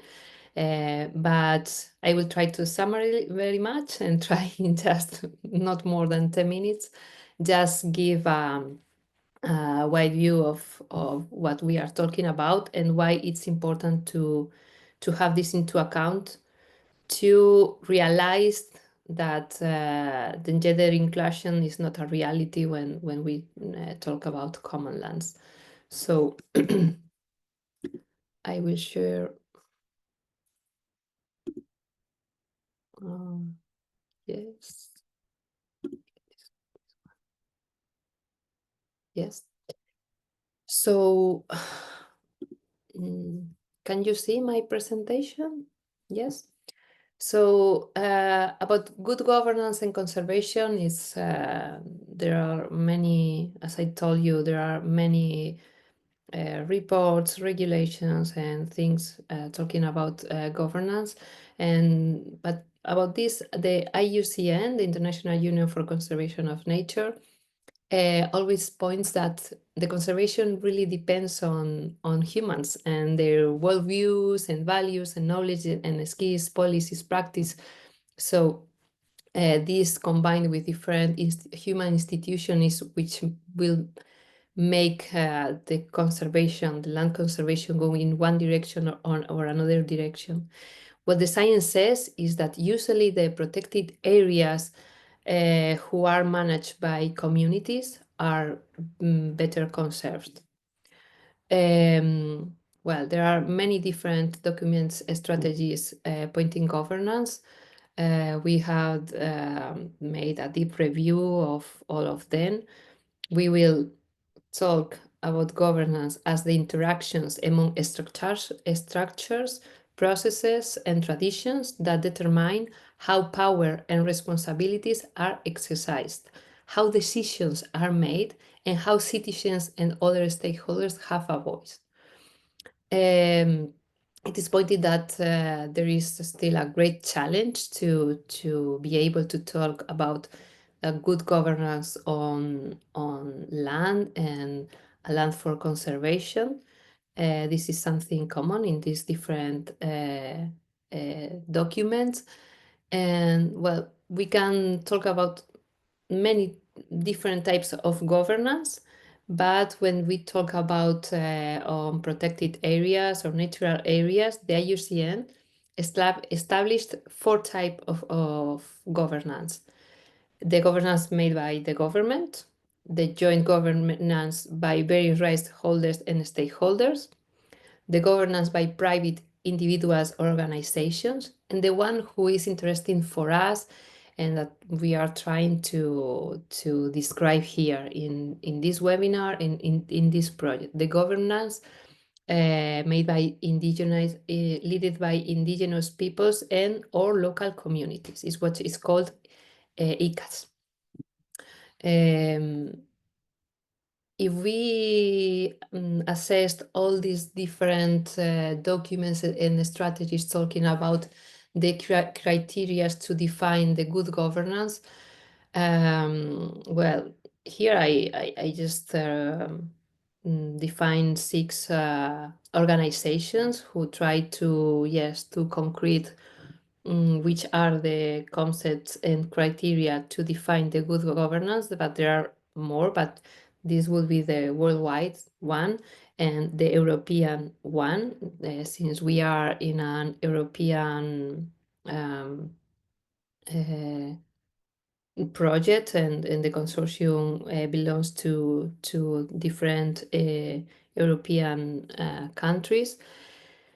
And it is defined by participation, responsibility, transparency, equity, sustainability, opening, efficiency, effectiveness, consistency, democracy, human dignity, rule of law, accountability, and continuous improvement. I will not go to define each of these concepts. You can find them in many different places. I can pass you some references, but we try to yes, to concrete in 4 subjects, like 4 main principles of good governance, mixing all this. So the first of them will be legitimacy. a governance system can be considered legitimate if it is accepted and recognized by the community members, if they have a voice and have the capacity to influence decisions and are well represented by the governing bodies. Management, a governance system has a good direction when it has a clear vision with a horizon and defined objectives towards which it orients its action. When the vision is built from the diversity and participation of the community members, when it has a flexible management. Efficiency, we define a governance like efficient if its mechanisms and resources are adequate to achieve the intended objectives. Its managers and administrators have the necessary capabilities, including those related to organizational and social skills, and an adequate evaluation system. And of course, equity. It should be, well, the components should be treated with equity, with no discrimination against anyone on the basis of sex, age, race, sexual or religious condition. Well, with this, we have a kind of framework, a first framework from which to, with a gender perspective, to start to assess our communities and see if, well, we can feel that we are in the good way of governance, or to identify which are the lacks. And well, this is the first framework. There is a battery of questions when a territory wants to be declared as an ICA that are focusing if the community have its own institution or for collective decision making. And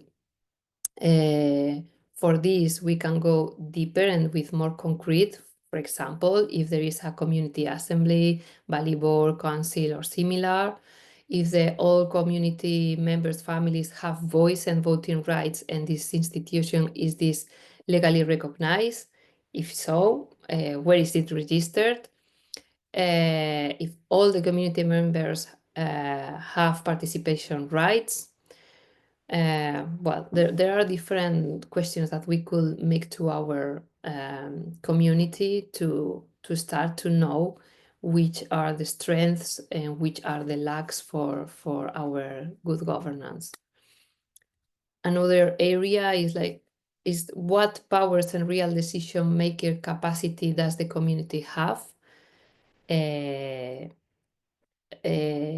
Does the community decide and what do other institutions or decide about the area territory?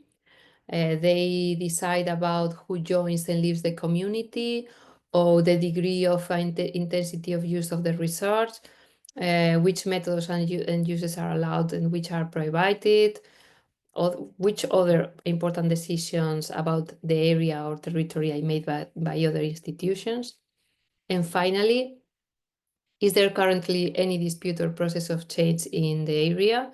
Well, conflicts or Commonlands governance are not exempt of conflicts, and well, this is to solve them, and how to solve them is another example of how governance is being developing inside the community.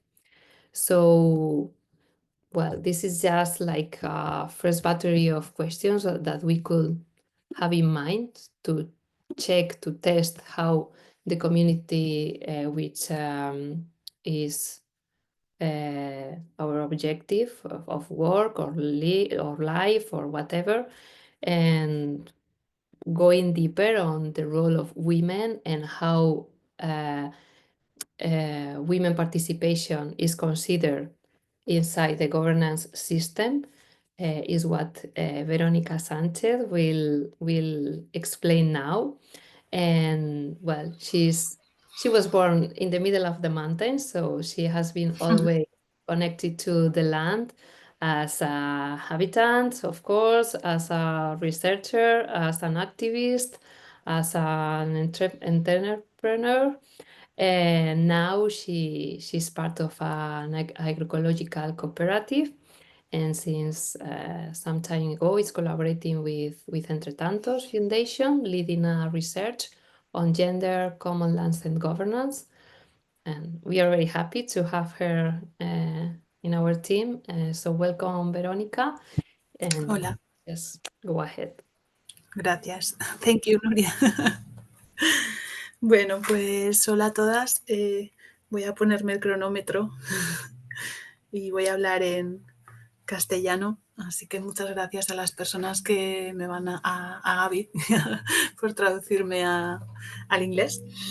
Y bueno, pues como decía Nuria, pues vamos a profundizar un poco en esta cuestión de la gobernanza y bueno, exponer un pequeño trabajo que hemos hecho, pues que he hecho desde la Fundación Entretantos para intentar entender un poco más o tener algunos elementos que nos permitan entender por qué la participación de las mujeres no siempre es tan igualitaria como nos gustaría, ¿no? Para eso voy a compartir la presentación. La presentación la voy a compartir en inglés y la explicación la voy a hacer en castellano, pues de manera que creo que puede ser más sencillo que todas podamos entender. Así que os comparto la pantalla. A ver. Y decidme si estáis viendo la presentación. ¿Sí? ¿Se ve la presentación? Sí, Bueno, gracias. Sí, vale, gracias.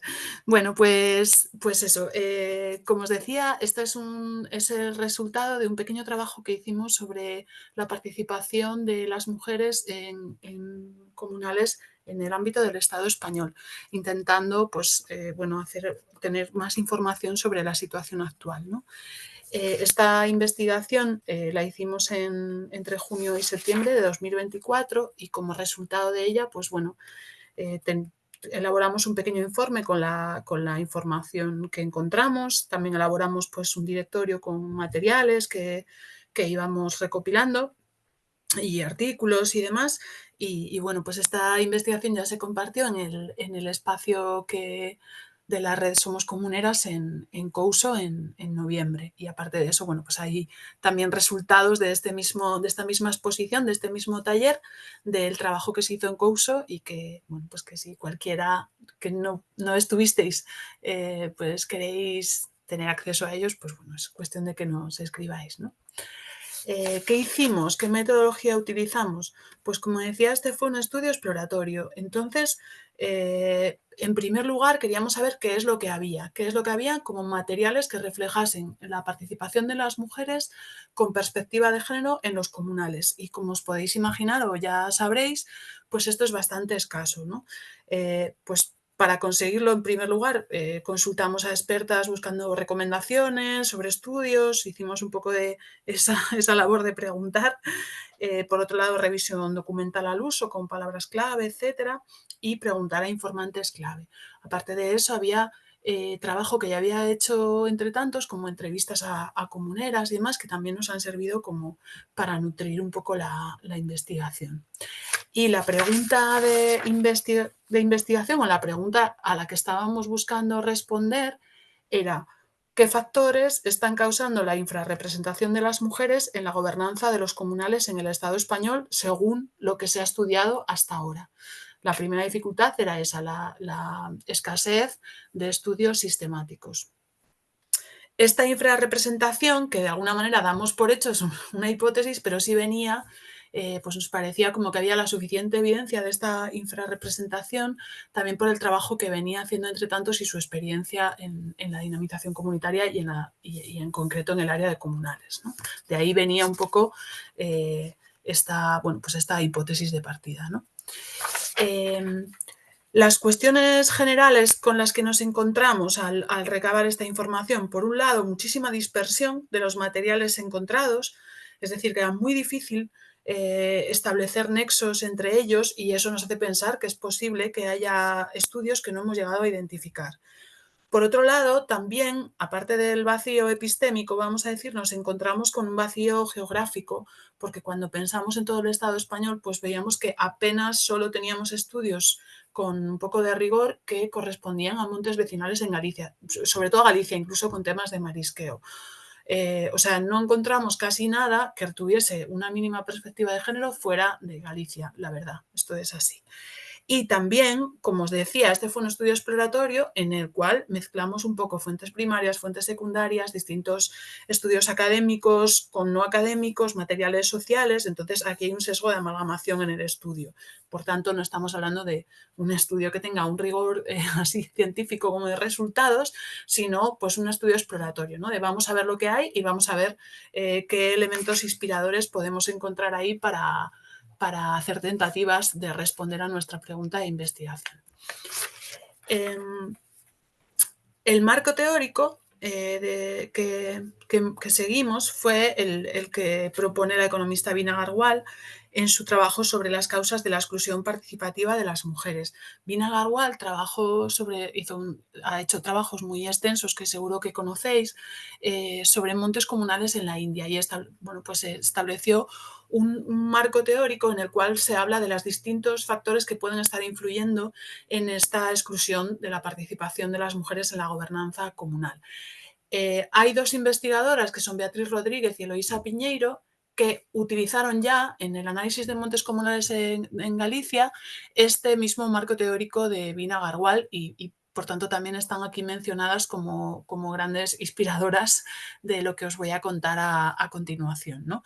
Por tanto, estas son un poco las autoras en las que nos basamos, ¿no? Para hacer esta propuesta.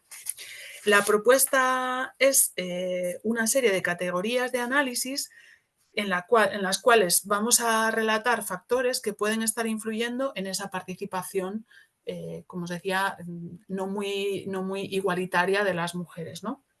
Estas categorías, que son 12 y os voy a comentar a continuación, por un lado vienen del trabajo, como os decía, de Vina Garwal, son las descritas por Vina Garwal, y otras son categorías que hemos añadido pensando que no quedan recogidas algunas partes de la experiencia que estábamos viendo en el Estado español, ¿no?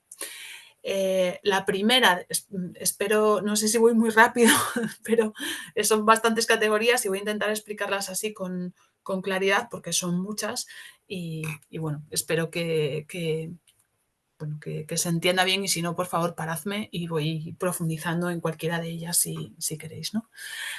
La primera de las categorías, y tal vez la más obvia, es la cuestión de las reglas de membresía o el acceso a la participación nominal. Es decir, qué reglas impiden o permiten a determinadas personas ser parte de las juntas o de los órganos de gestión del comunal, ¿no? Que pueden ser pues, la representación por parte del cabeza de familia o cualquier otro requisito de acceso a la toma de decisiones en el comunal. Esta es, digamos, la primera y muy conocida, ¿no?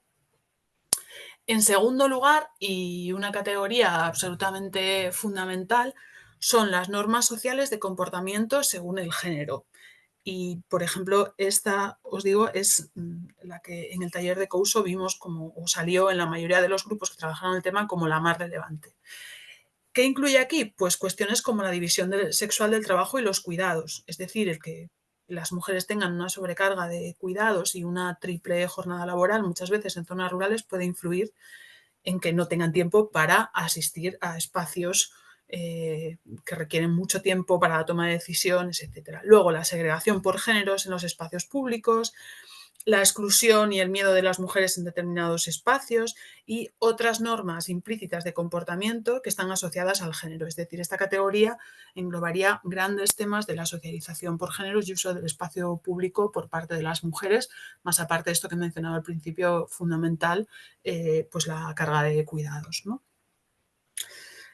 La categoría 3 es aquella que tiene que ver con las percepciones que tienen sociales y culturales, es decir, lo que se percibe que las mujeres pueden contribuir a la actividad de la Junta Comunal, del común o de su gobernanza, es decir, las creencias positivas o negativas sobre lo que las mujeres aportan al comunal, ¿no? Puede haber estereotipos negativos como, bueno, pues pensar que las mujeres no aportan nada, pues porque no saben o porque quién sabe, o estereotipos positivos como podemos tener seguramente muchas de nosotras, de pensar que las mujeres mejoran, la presencia de mujeres mejora la gobernanza comunal y por tanto es útil y necesaria, ¿no? Esa es la tercera categoría. ¿Cómo se percibe la capacidad y la figura de la mujer como su contribución a la actividad de la Junta Comunal, ¿no? Por otro lado, la categoría número 4 sería el control de los hombres sobre las estructuras comunitarias, es decir, la mayor resistencia a la apertura de las estructuras de control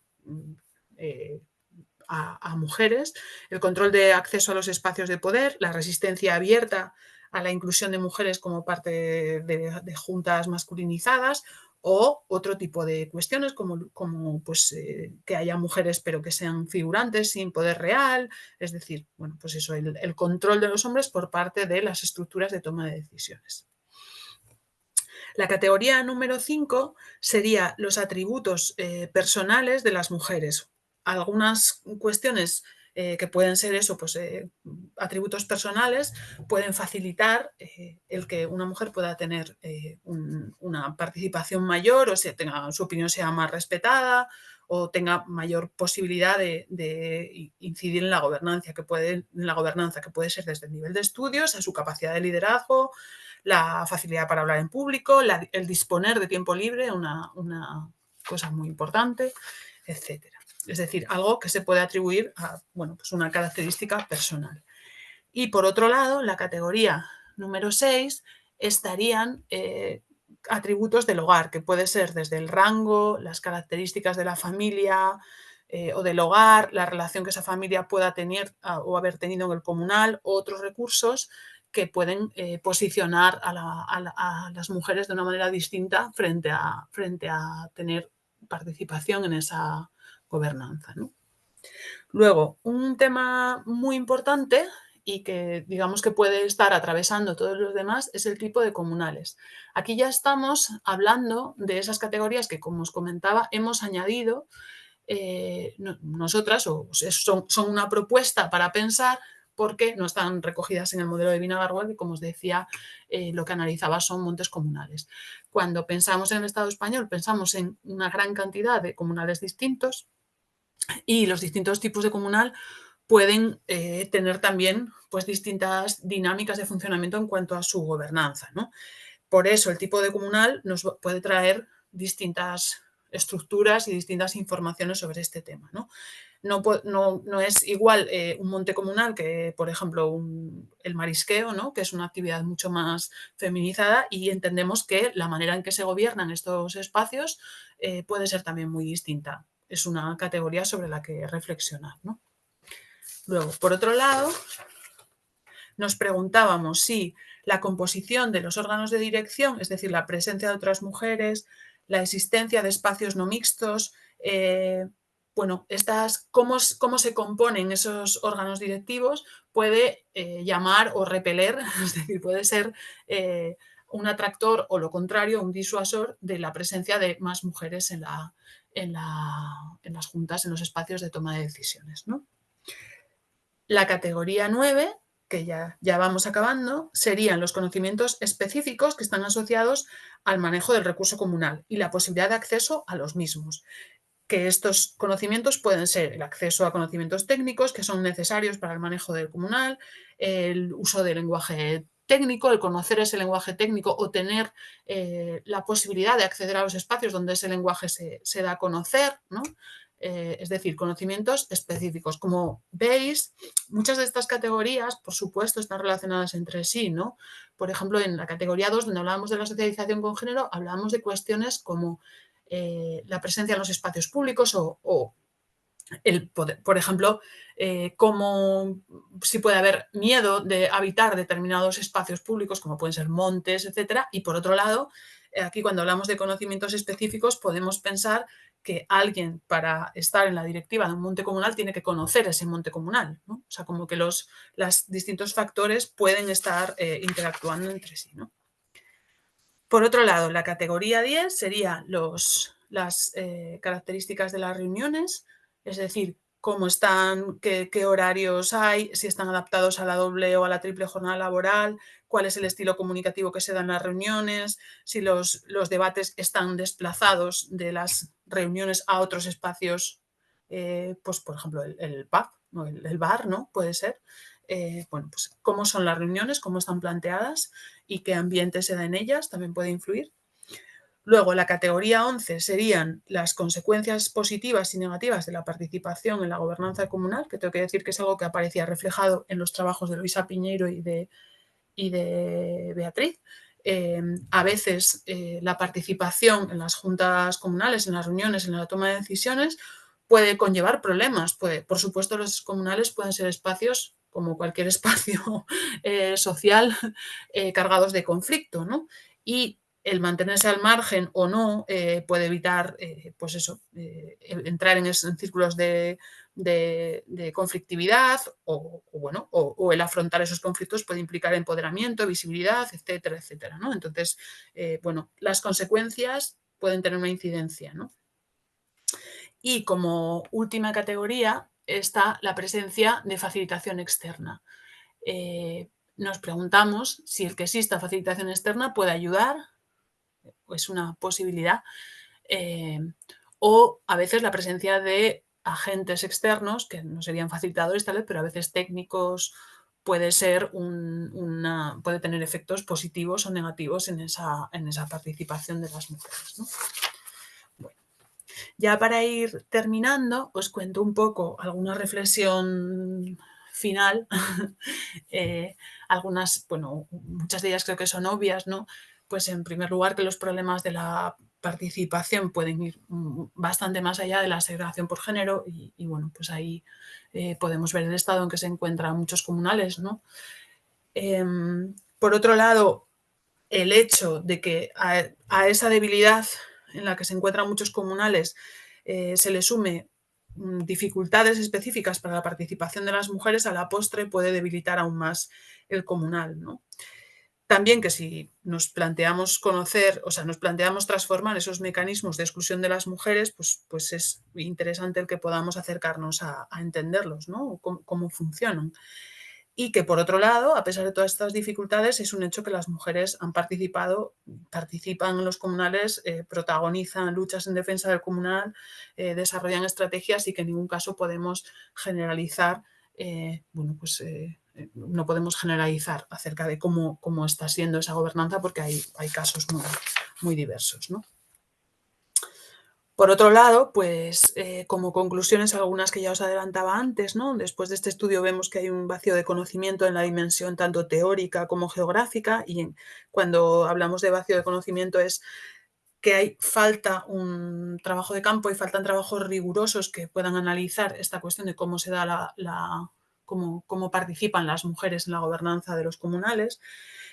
Ahora tenemos una propuesta, que es esta que os acabo de relatar, de categorías de análisis, pero esto es siempre algo a contrastar con la realidad social, ¿no? Y cada una de esas categorías pues se podrán fusionar, dividir, cada una de ellas va a plantear sus propios interrogantes acerca de sus límites, etcétera. Y en cualquier caso, pues tenemos muchísimas nuevas preguntas, ¿no? ¿Qué elementos nos ayudan? ¿Cuáles son palancas para el cambio? Cómo podemos estudiar conjuntamente distintos tipos de comunal, en caso que eso fuera posible, cómo afrontar elementos que son estructurales, que afectan a la participación, si los cambios normativos nos pueden ayudar o no, y cómo pensar unos comunales que sean aquellos que necesitamos las mujeres, ¿no? Bueno, hasta aquí un poquito voy a dejar de compartir la presentación. Uy. Y no sé si me habéis entendido, pero bueno, esto sería un poco así el resultado de este pequeño trabajo que hemos hecho y la propuesta de, bueno, pues de categorías que se queda aquí un poco a vuestra consideración, debate y bueno, y pues que espero que os haya resultado interesante para las que no la habéis escuchado antes, porque algunas personas ya la conocíais de curso. Thanks, Libby. I don't know if there is any question in the ground.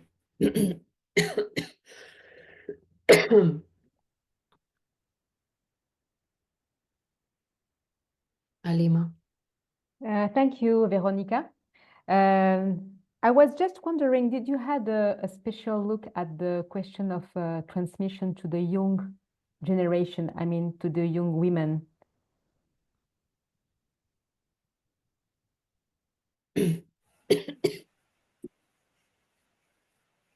Ujú. Pues tengo que decir que este es un tema que no he mencionado porque, digamos, yo no le presté la suficiente atención en el estudio original, pero sí que a raíz del primer taller de devolución que hicimos en Couso, apareció o fue uno de los elementos que se mencionaron, ¿no? La dificultad no solo debida al género, sino también a la edad, ¿no? Y de hecho es curioso cómo en algunos de los ejemplos que recogimos en nuestro informe, el tema de la dificultad de la participación de las personas jóvenes estaba recogido como ejemplo de discriminación de las mujeres, porque se habían detectado algunos casos en los que se habían hecho programas o se habían hecho itinerarios, vamos a decir, formativos, para incorporar a jóvenes hombres a los, en este caso eran montes comunales, ¿no?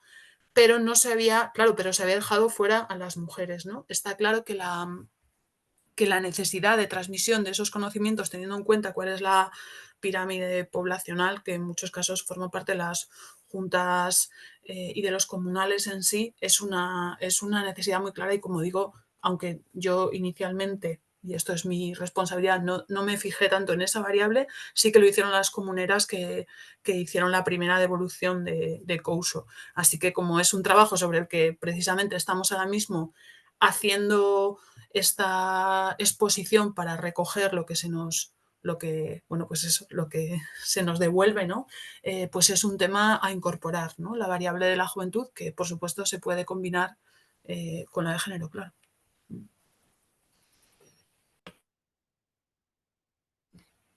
No sé si he contestado a tu pregunta. Thank you. Thank you. Someone else?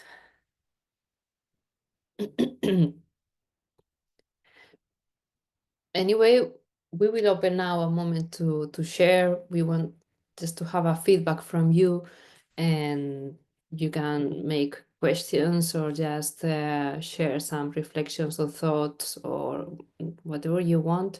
You can just switch on the micro. You can write down in the chat, or you can also we had prepared a mural. I don't know if you know what a mural is, but I will share with you a link.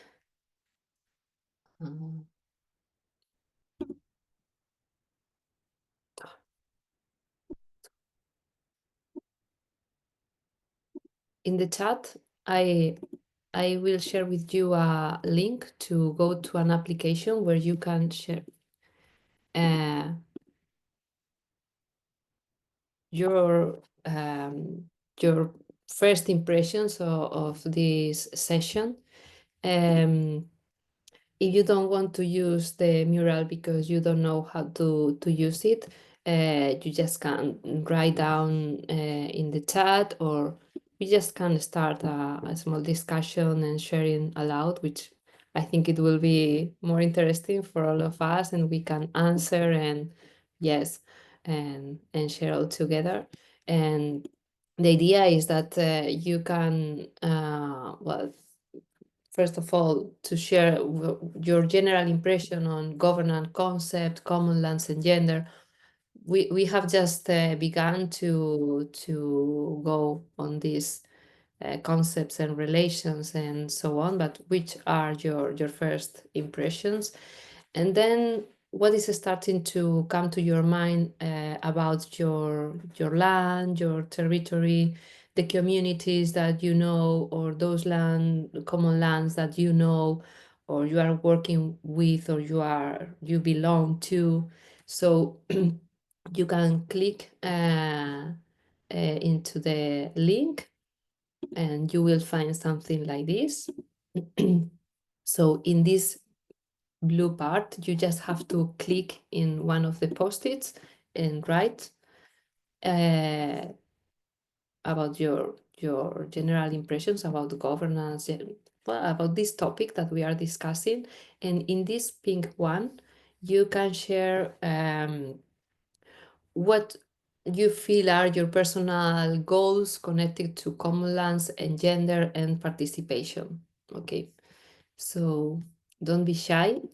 If you are not comfortable writing using the mural, you can just write down it in the chat and we will collect it.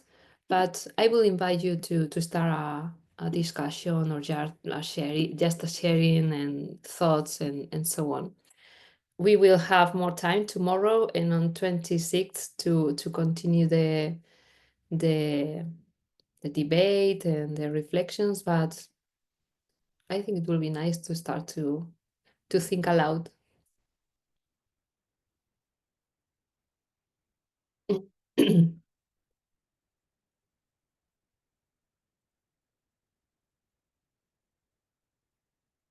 So does anyone break the ice?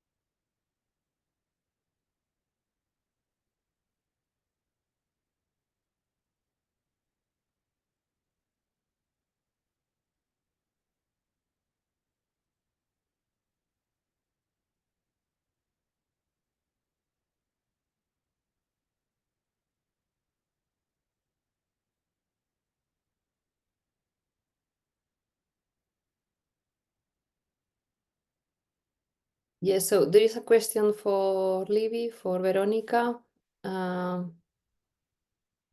Yes, if women have more representation, because usually they are when we talk about stewardship, sometimes, let me check. Si las mujeres tienen, Sí. si las mujeres tienen mayor representación, ya que en ocasiones son las titulares del ganado ellas y no los hombres. ¿Respondo ahora? ¿Está bien? Sí, sí, sí, claro.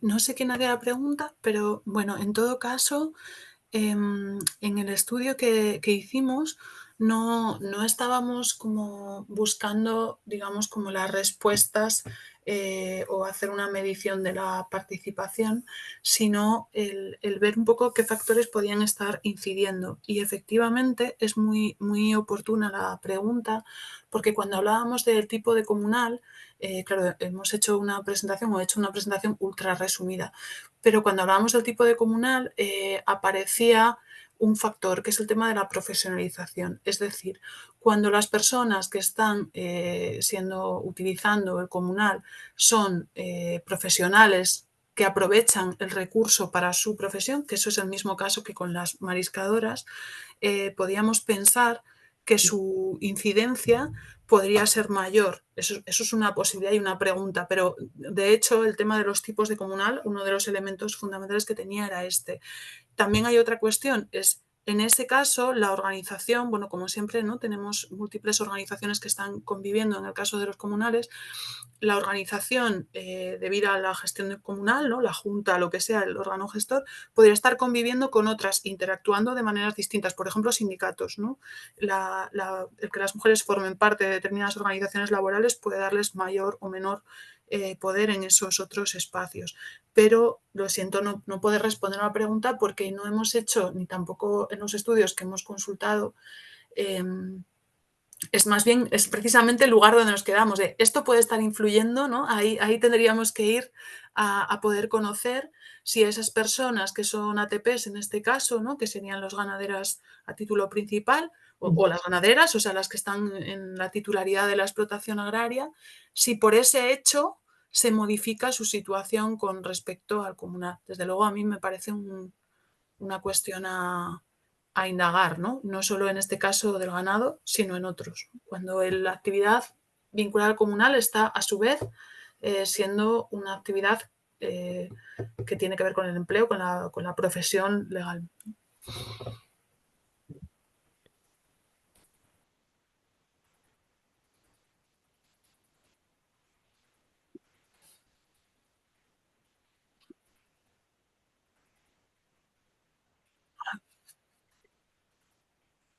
Perdón.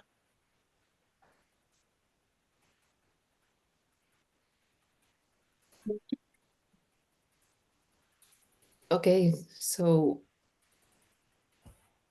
I will wait the translator.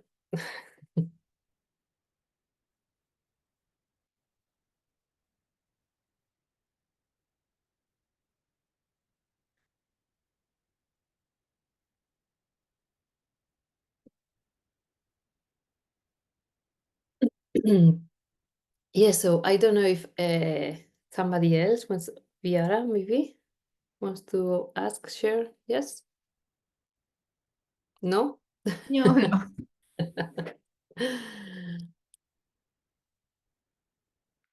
Okay, if nobody else wants to share, Laura, okay.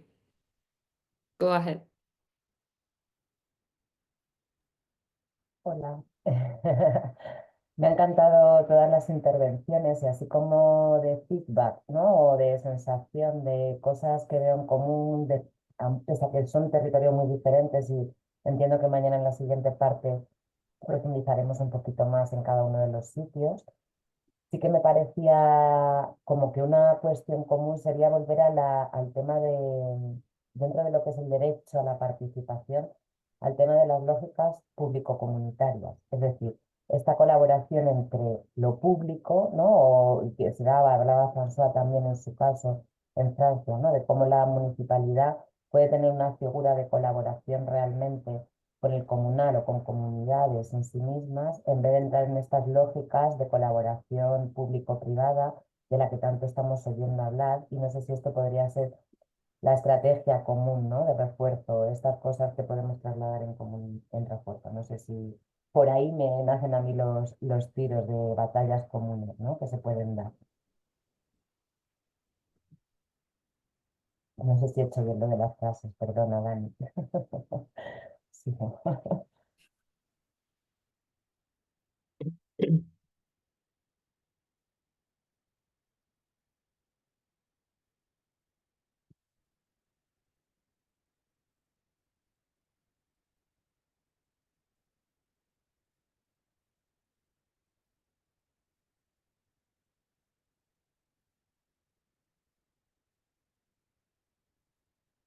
Okay.